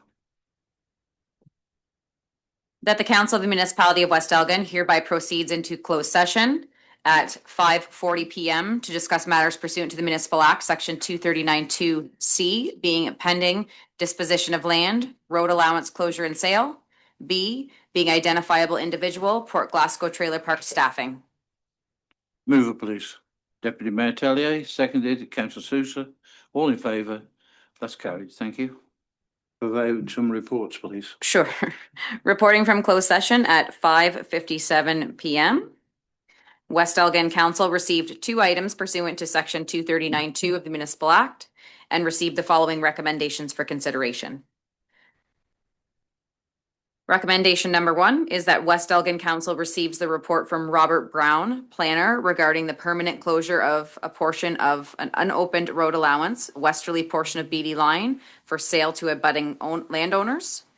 And that West Elgin Council directs administration to proceed with conveying 6 hectares, 1.483 acres, consisting of parts 1, 2, and 3, inclusive, on the attached survey for a total of $8,602 plus associated advertising, legal registration, survey, and appraisal cost to Shannon Newport as per the signed letter of commitment. And that West Elgin Council directs administration to proceed with conveying 0.6 hectares is 1.483 acres, consisting of parts 6 and 7 inclusive on the attached survey for a total of $8,602 plus associated advertising, legal registration, survey, and appraisal cost to Kurt and Laura Newport as per the signed letter of commitment. And that West Elgin Council directs administration to proceed with conveying 1.206 hectares, 2.981 acres, consisting of parts 4 and 5 inclusive on the attached legal survey for a total of $17,290 plus associated advertising, legal registration, survey, and appraisal costs to the Thames Talbot Land Trust as per the signed letter of commitment. I need a print after, please. A mover and a second. Yes, please. Councillor Sousa. Councillor Statham. Seconded. Deputy Mayor Tellier. All in favor? All in favour? Thank you. Okay. And we go to adoption of the minutes. Nope. Nope. I got one more recommendation to read. Oh, okay. The second recommendation is that West Elgin Council hereby receives the report titled Staffing Structure from the Port Glasgow Trailer Park, and that West Elgin Council approves the proposed staffing structure for the Port Glasgow Trailer Park to be implemented in the 2026 season. Move it, please. Councillor Sousa, seconded. Councillor Denning, all in favour? That's carried. Thank you. Okay, now, adoption of the minutes. That West Elgin Council hereby adopt the minutes of November 27th, 2025 as presented. Move it, please. Councillor Sousa, seconded. Deputy Mayor Tellier, all in favour? It's carried. Business arising from the minutes. Seeing none.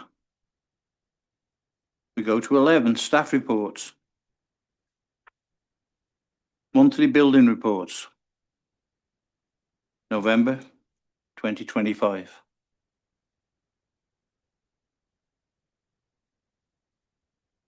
No questions? Okay. Recommendation, please. The recommendation is that West Elgin Council hereby receives the report from Sandy Lale, Deputy Chief Building Official, and that regarding the Building Department Summary Report for the month of November 2025 for information purposes only. Move it, please. Deputy Mayor Tellier, seconded. Councillor Statham, all in favour? That's carried. Thank you. So we go to 11.2, which is the fire. The bi-monthly fire report, October and November 2025. We all had a chance to have a look at that. Any questions? Mayor Latham and Chief MacArthur just gives his apologies for not making it today. He had a conflict in his schedule. However, council has any questions, we will certainly make sure he receives those questions and that your answers are delivered as soon as possible. Okay, thank you for that. I see no questions. Anyway, a mover, please. Councillor Statham. I'll read the recommendation. Oh, sorry. The recommendation is that West Elgin Council hereby receives the monthly fire report for October and November 2025 from Jeff MacArthur, Fire Chief, for information purposes. Okay, move Councillor Statham, seconded. Councillor Denning. All in favour? That's carried. And so we go to 11.3, infrastructure and development. Bi-monthly infrastructure and development report, October and November 2025. Dave, please. Yeah, hello. My report is outlines October and November's activities. In October, we were preparing for winter as it luckily because it came early this year. We cut out behind the guide rails and did our coal patching repairs and got the trucks ready for the winter season. In November, we got hit early with 6 early season snow events. We used 131 tons of salt on the county and local roads, and we received 156 tons of salt in our storage.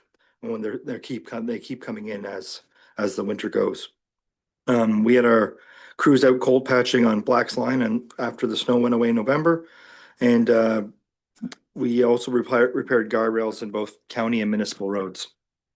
For other winter and maintenance and preparation, we completed snowplow training for our road patrollers and by ground force.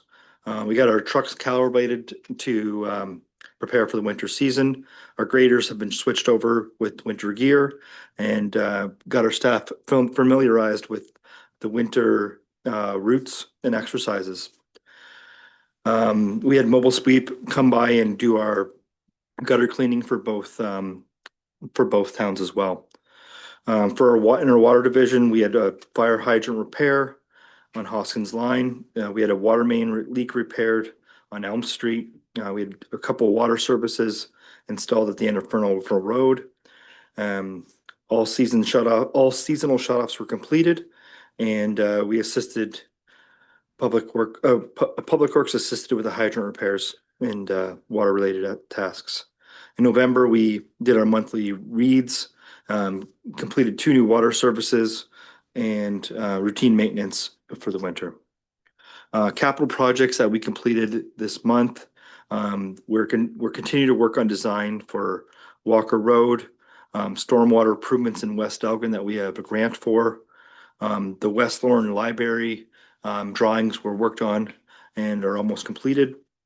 And our Port Glasgow Trailer Park washroom that has been moving forward as well. That should be tendered out early January. Our crew went out and installed, helped the public Parks and Rec install downtown lighting and cleaned up roadside, the final roadside cutting for the winter.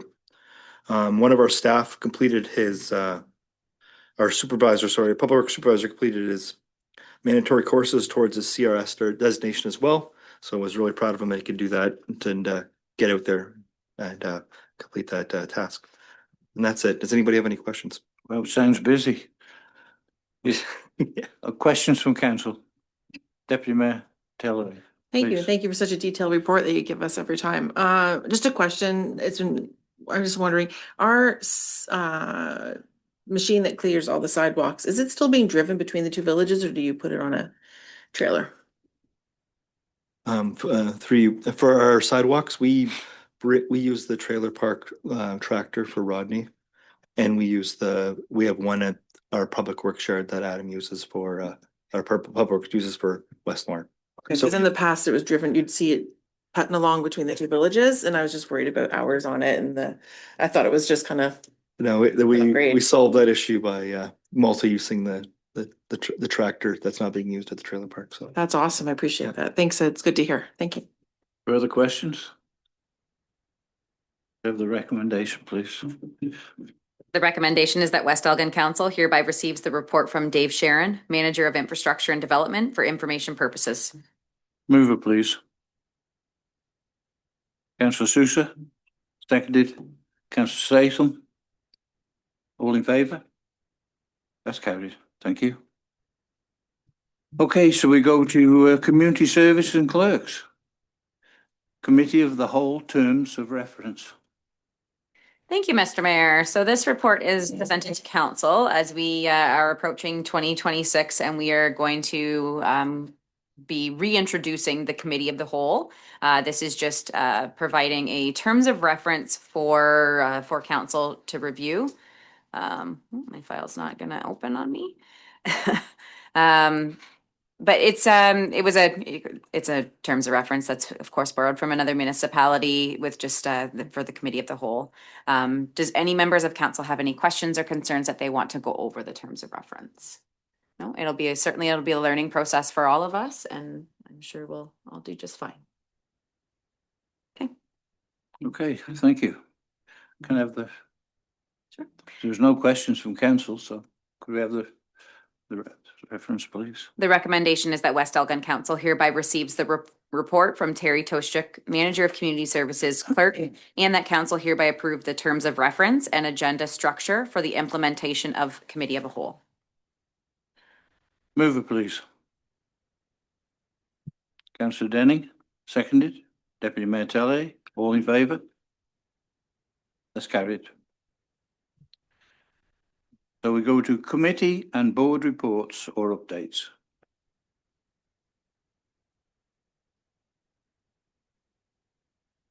Any updates from any members of council from respective committees or boards?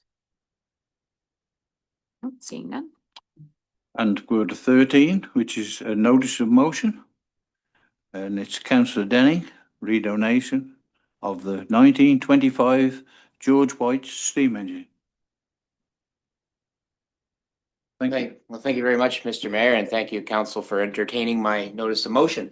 In your agenda package, I think it's about a quarter of the way through the epic novel, which is our December 18th West Elgin agenda. There is a beautiful photo of this 1925 George White steam tractor, before and after. The Vogan family, who have been a part of our community for nearly 100 years. Grandpa Joe bought this tractor new in 1925, and the family hung on to it all these years.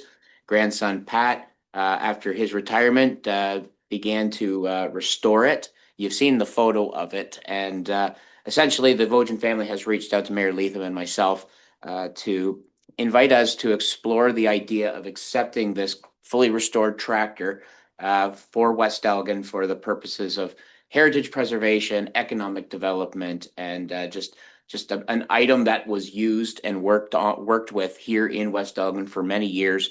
One of the first steam engines to be used in this area of Elgin County. And just a reminder of the significance of what this machine represented to agriculture. It's, of course, donations are always double-edged swords, and you have to look a gift horse in the mouth.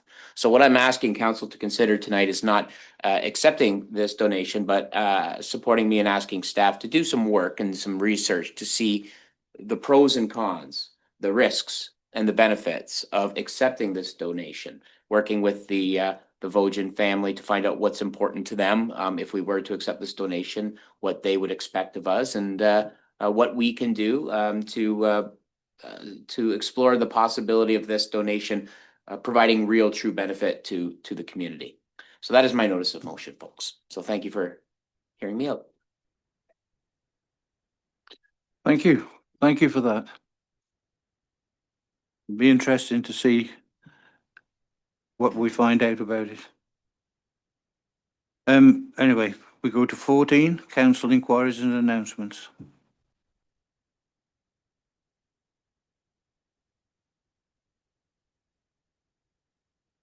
So 15, correspondence. So as you'll see, council, there is quite a few items under correspondence. A lot of the resolutions from Conservation Authority regarding the Conservation Authority Act, I did include those simply just to show that there is further support, or I guess more or less in opposition of that. Some from the County of Elgin, the Enbridge one, which is the one that certainly bogged down your agenda package. So important information in there, however. Was there any items that council would like to pull for discussion under items requiring council consideration? Seeing none, the recommendation is that West Elgin Council hereby receive and file all correspondence not otherwise dealt with. Mover, please. Councillor Statham. Seconded. Councillor Sousa. All in favour? That's carried.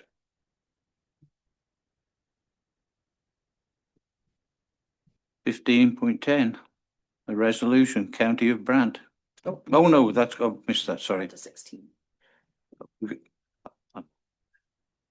I didn't turn the page, I apologise for that. 16, items requiring council consideration.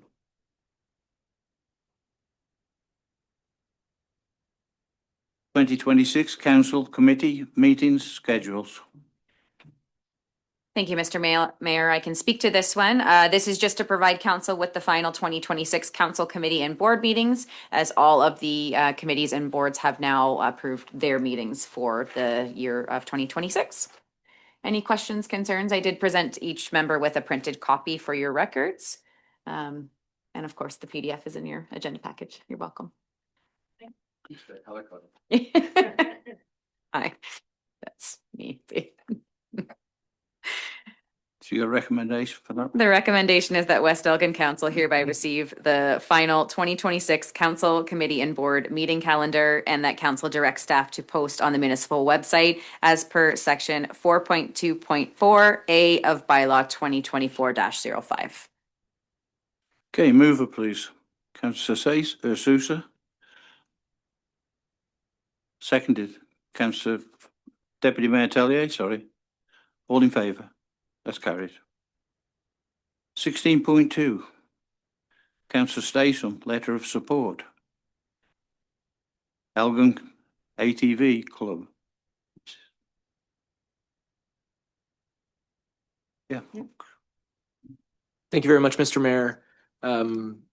Council, I brought this notice of motion forward at the last council meeting, and I was just looking for a letter of support. Now we may have to change the recommendation a little bit here, Madam Clerk, just because I believe the ATV Club was unsuccessful in acquiring the Integris permission to use the Integris lands. However, I do believe that a general letter of support for the ATV Club would greatly assist the club and show our support as a municipality.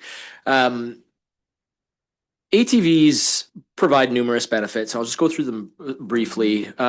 First and foremost, in my view, is the economic benefits that we see in small rural communities. Off-highway vehicle recreation generates around $200 million in annual GDP across Ontario. And it supports around 9,000 direct and indirect jobs. We see many small rural municipalities actively embracing ATV-friendly policies because of the proven economic uplift from tourism, with riders boosting sales at gas stations, restaurants, and shops. And this is something that we keep talking about at Economic Development Committee meetings. How can we boost tourism in West Elgin? I see this as a great way to provide economic benefits to our community. I also think that the ATV Club provides safe and responsible riding through essentially self-regulation of the riders, effectively emphasizing education, trail etiquette, and enforcement to minimize the risks and environmental impact of the riders. Through the affiliation that the Elgin ATV Club has with the Ontario Federation of ATVs, through the affiliation with them, clubs like Elgin's access safety programs, driver training, warning systems, campaigns like Play Smart that promote responsible riding, conservation, and community standards. Clubs provide a structured environment with guidelines on helmet use, sober operation of the ATVs, as well as environmental protection. And this reduces unsafe behavior. And I really see that as important compared to unregulated riding. So essentially what we're getting here is the ATV Club self-regulates, and rather than letting everybody just ride around doing whatever they want, we're able to have a club that's going to self-regulate those people. In addition to that, there's numerous, and I won't get into this too much, but numerous health and outdoor access benefits to having outdoor recreation in our community. And I think given the rural nature of our community and the lack of recreational opportunities, that's something that I see as important. We can get kids out there riding ATVs in a safe and responsible manner. Having a hobby like that is something that I see a lot of value in. Just to quickly address some concerns regarding liability, what I'm asking for here is a general letter of support. I feel that poses minimal risk, as it neither grants permission, access, nor provides any financial commitments. It's just a general letter of support. In addition to that, OFATV clubs require liability waivers, and they carry their own insurance. And lastly, I did a little bit of research, but for the most part, as far as I can tell, in some of the case law out there, Ontario courts tend to focus ATV liability on the owners and operators rather than on the municipalities. I understand that we have deep pockets, but sorry, I should say I wish we had deep pockets, but in a lot of cases, it's the owners that have the liability directed towards them. So that's it. I was just hoping that we can do something for the ATV Club, maybe generate a little bit of extra tourism, and provide some support to an organization that I feel has value. Thank you. So just bringing this back, so you're indicating that you'd like to amend your motion for a general letter of support. I guess I think we would need a little bit more of what that support entails. We need to know what the motion is. Yes. So when you do a notice of motion, you're putting it forward, but this is what we're going to talk about. And now you've You changed. just put the mic. Sorry, you had a motion as notice, and so that notice went out, but now you're amending. So it's hard for council to vote when we don't know what the motion is. So to summarize the initial motion, The first part of it is a summary of the club president attending on October 23rd, requesting the letter. The second part of the motion is a small synopsis of what the club is. The third part of the motion was directing staff to provide the letter of support, supporting their efforts to access and maintain the Integris rail bed system. So as indicated, that is no longer an option for them. So it would be supporting, what are we supporting? I think if we remove the wording in the recommendation to provide to Integris to acquire access to the railbed system, if we remove that, and supporting their efforts to access and maintain the Integris railbed system, I think what we're looking for is just a letter of support indicating that the municipality is in support of ATV clubs in the municipality. I'm sorry, I didn't realize that I didn't have the time to amend it prior to when they found out that they weren't able to get access to the Integris lands. So we can amend it now, hopefully.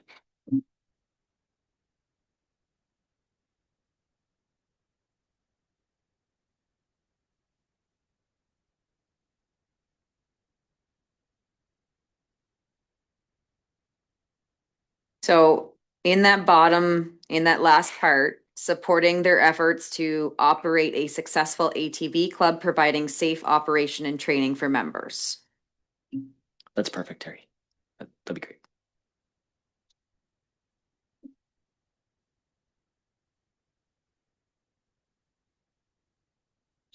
Education. And education. Training and education. Sorry, just wondering about education. And if any other councilors have anything to add, please. I will right now. The Integris railway line, which would make a grand trail, absolutely.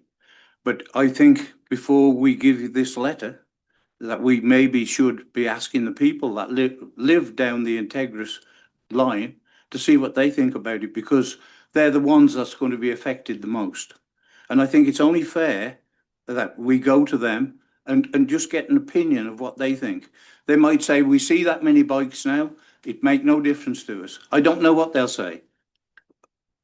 But I think, to be fair, that you have to ask those people. If I could, Mr. Mayor, just in response, I think the railbed system is not part of what the ATV club is looking for at this point, because they were told that they won't be able to gain access to it. I think what they're trying to establish a trail system within the municipality on privately owned lands. They've been successful in obtaining several properties that they're able to operate on with landowner consent.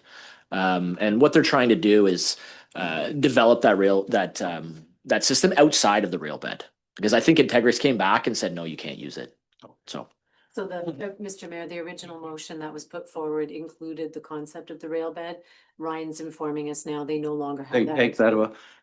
Okay, so Then that makes the whole thing a lot different.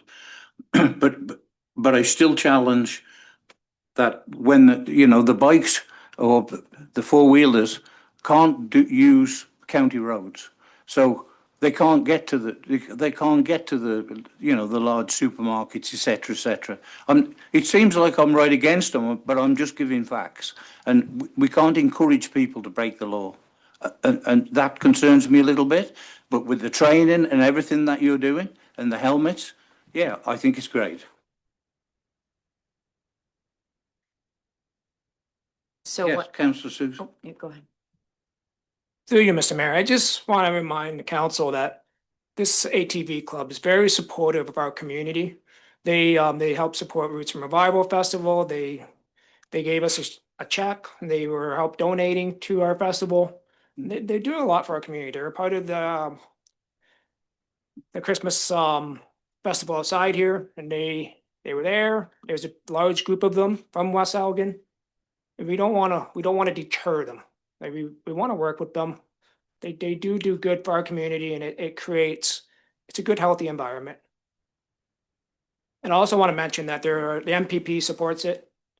Andrew Lawton supports it. He has letters of support from Andrew Lawton, and other municipalities are in the process of supporting it. Thank you. Then I suggest that you ask the county to change their rules. Yeah, something to be worked on, yeah. Thank you. Further questions? Like me to read the, Pardon? would you like me to read the recommendation? Yes, please.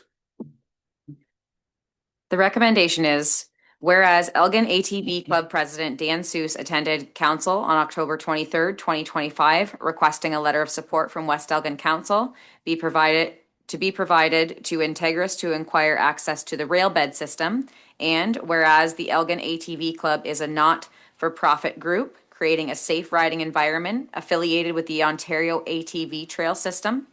Now, therefore, council directs staff to provide a letter of support as requested by the Elgin ATV Club, supporting their efforts to operate a successful ATV club, providing safe operations and training and education for all members. If I might, Terry, Madam Clerk, if in the first part of the recommendation where it says be provided, can we remove the section that says to provide to Integris to acquire access to the railbed system? In that first section of the recommendation? Yes. Thank you. Okay. Any further questions? Mover. It was put forth by Mayor or Pardon? Councillor Statham. Yeah, Councillor Statham. Seconded, Councillor Sousa. All in favour? That's carried. And we go to 16.3. Weese's Winterfest financial support. Thank you, Mr. Mayor. So for the next two items, I'll go over with council for their consideration. One's asking for direct financial support, and another one is asking for a reduction in fees. So the first one is the secondary school had their winter feast, and unfortunately, we didn't receive the request in time for the last agenda. So what they did is they provided a school lunch to all of the students, and they were asking for a monetary donation.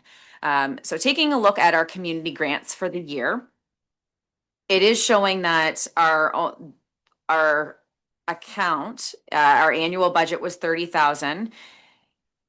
It is showing that we have only spent approximately 12,000 out of that. However, what I would like council to keep in mind is the books do not account for all of the in-kind donations.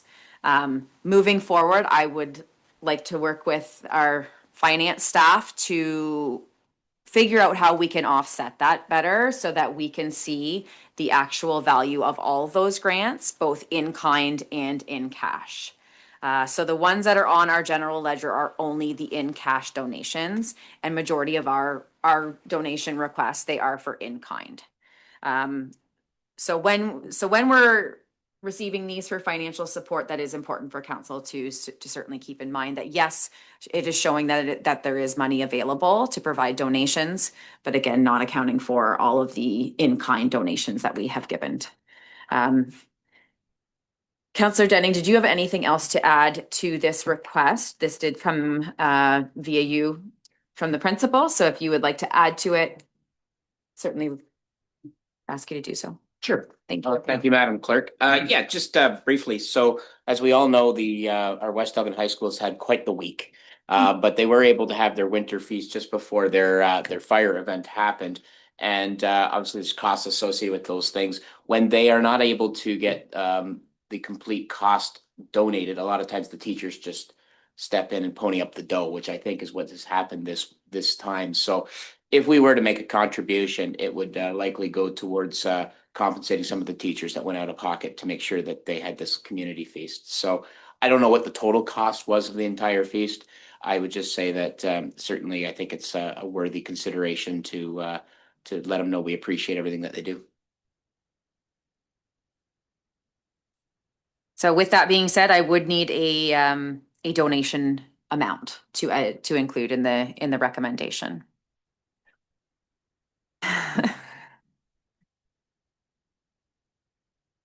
You wouldn't know how many students was involved.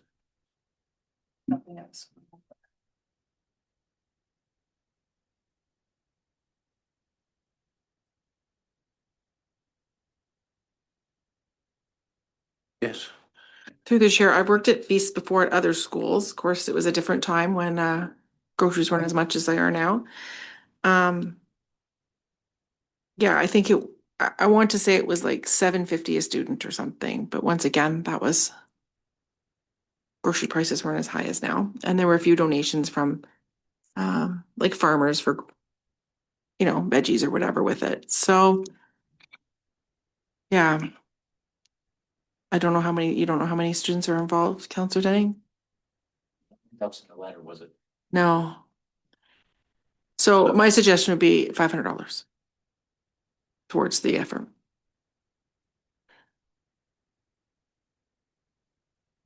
Can you read the recommendation? Yeah, anybody else want to talk on that? Through you, Mr. Mayor. Teresa, that was the number that I had come to as well. I was thinking $500. So. Okay. I think, okay. Can we have the recommendation then, please? The recommendation is that West Elgin Council hereby receive the request from the West Elgin Secondary Schools Leadership Class dated November 26, 2025, regarding the request for financial support for the cost of food and supplies for the winter feast, and that council hereby approve a donation of $500 from the 2025 community grants. Move it, please. Deputy Mayor Tellier, seconded. Councillor Sousa. All in favour? It's carried.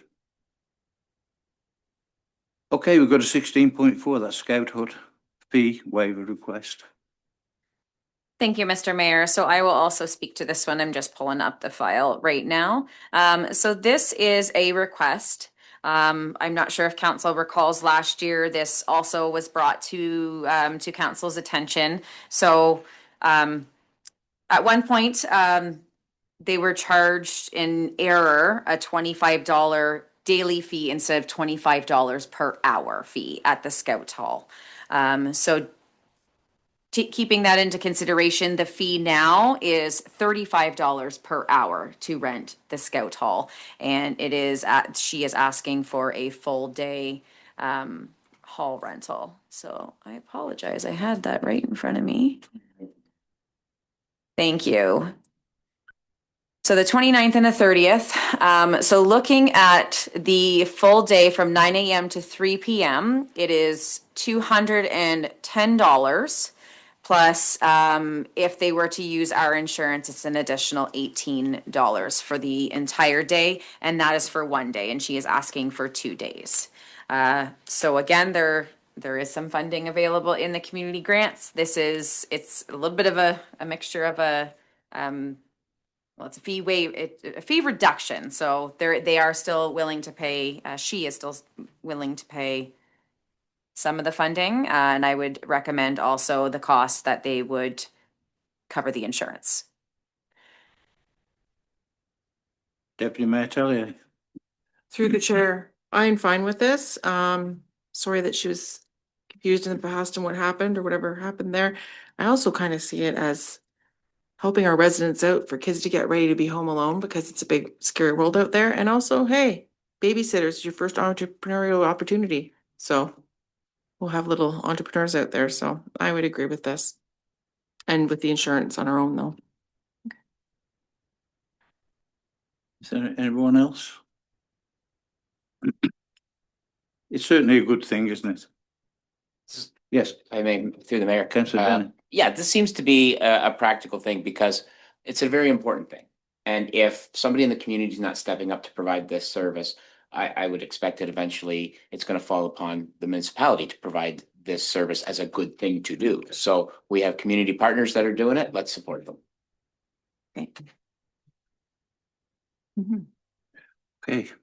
Wonderful. Yep. The recommendation is that West Elgin Council hereby receive the request from Joy Dottie Baldwell Backyard Pool dated December 8th, 2025, regarding a request for fee reduction to $25 daily for the West Lawrence Scout Hall for December 29th and 30th, 2025, supporting the babysitter course and home alone safety course, and that council hereby approve the fee reduction to a total cost of $25 daily plus applicable taxes and insurance. Move it. Deputy Mayor Tellier. Seconded. Councillor Statham. All in favour? That's carried.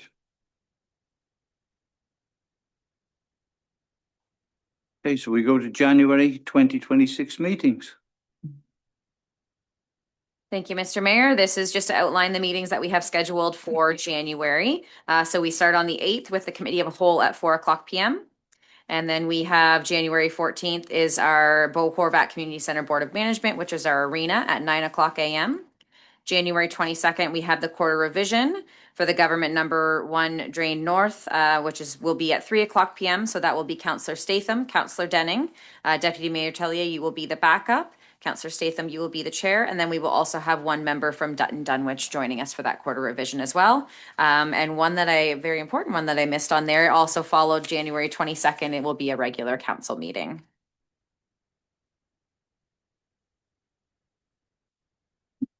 And that's at 4 p.m.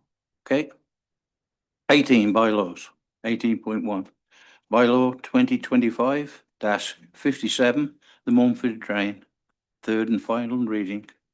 That bylaw 2025-57, being a bylaw to provide for drainage works on the Mumford Drain in the municipality of West Elgin, be read a third and final time. Move it, please. Deputy Mayor Tellier, seconded. Councillor Statham, all in favour? That's carried.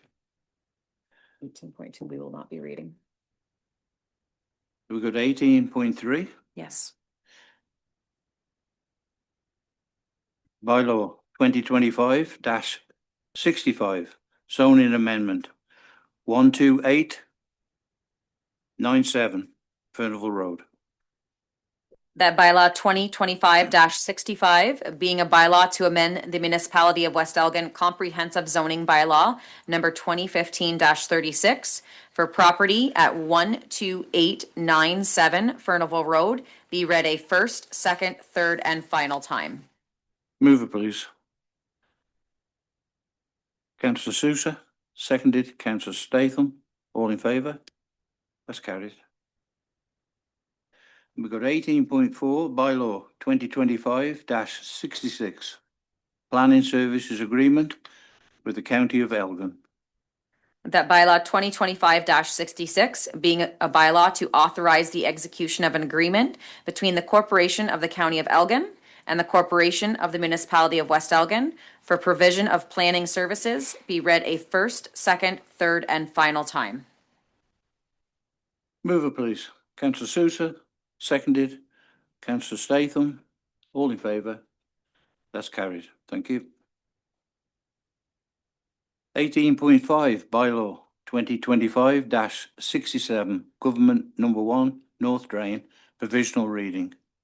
That bylaw 2025-67, being a bylaw to provide for drainage works on the government number 1 North Drain in the municipality of West Elgin, be read a first and second time and provisionally adopted. Move it, please. Councillor Statham. Seconded. Councillor Denning. All in favour? That's carried. Confirming bylaw. That bylaw 2025-67, being a bylaw to confirm the proceedings of the regular meeting of council held on December 18th, 2025, be read a first, second, and third and final time. Move it, please. Deputy Mayor Tellier, seconded. Councillor Sousa. All in favour? That's carried. And 20, adjournment.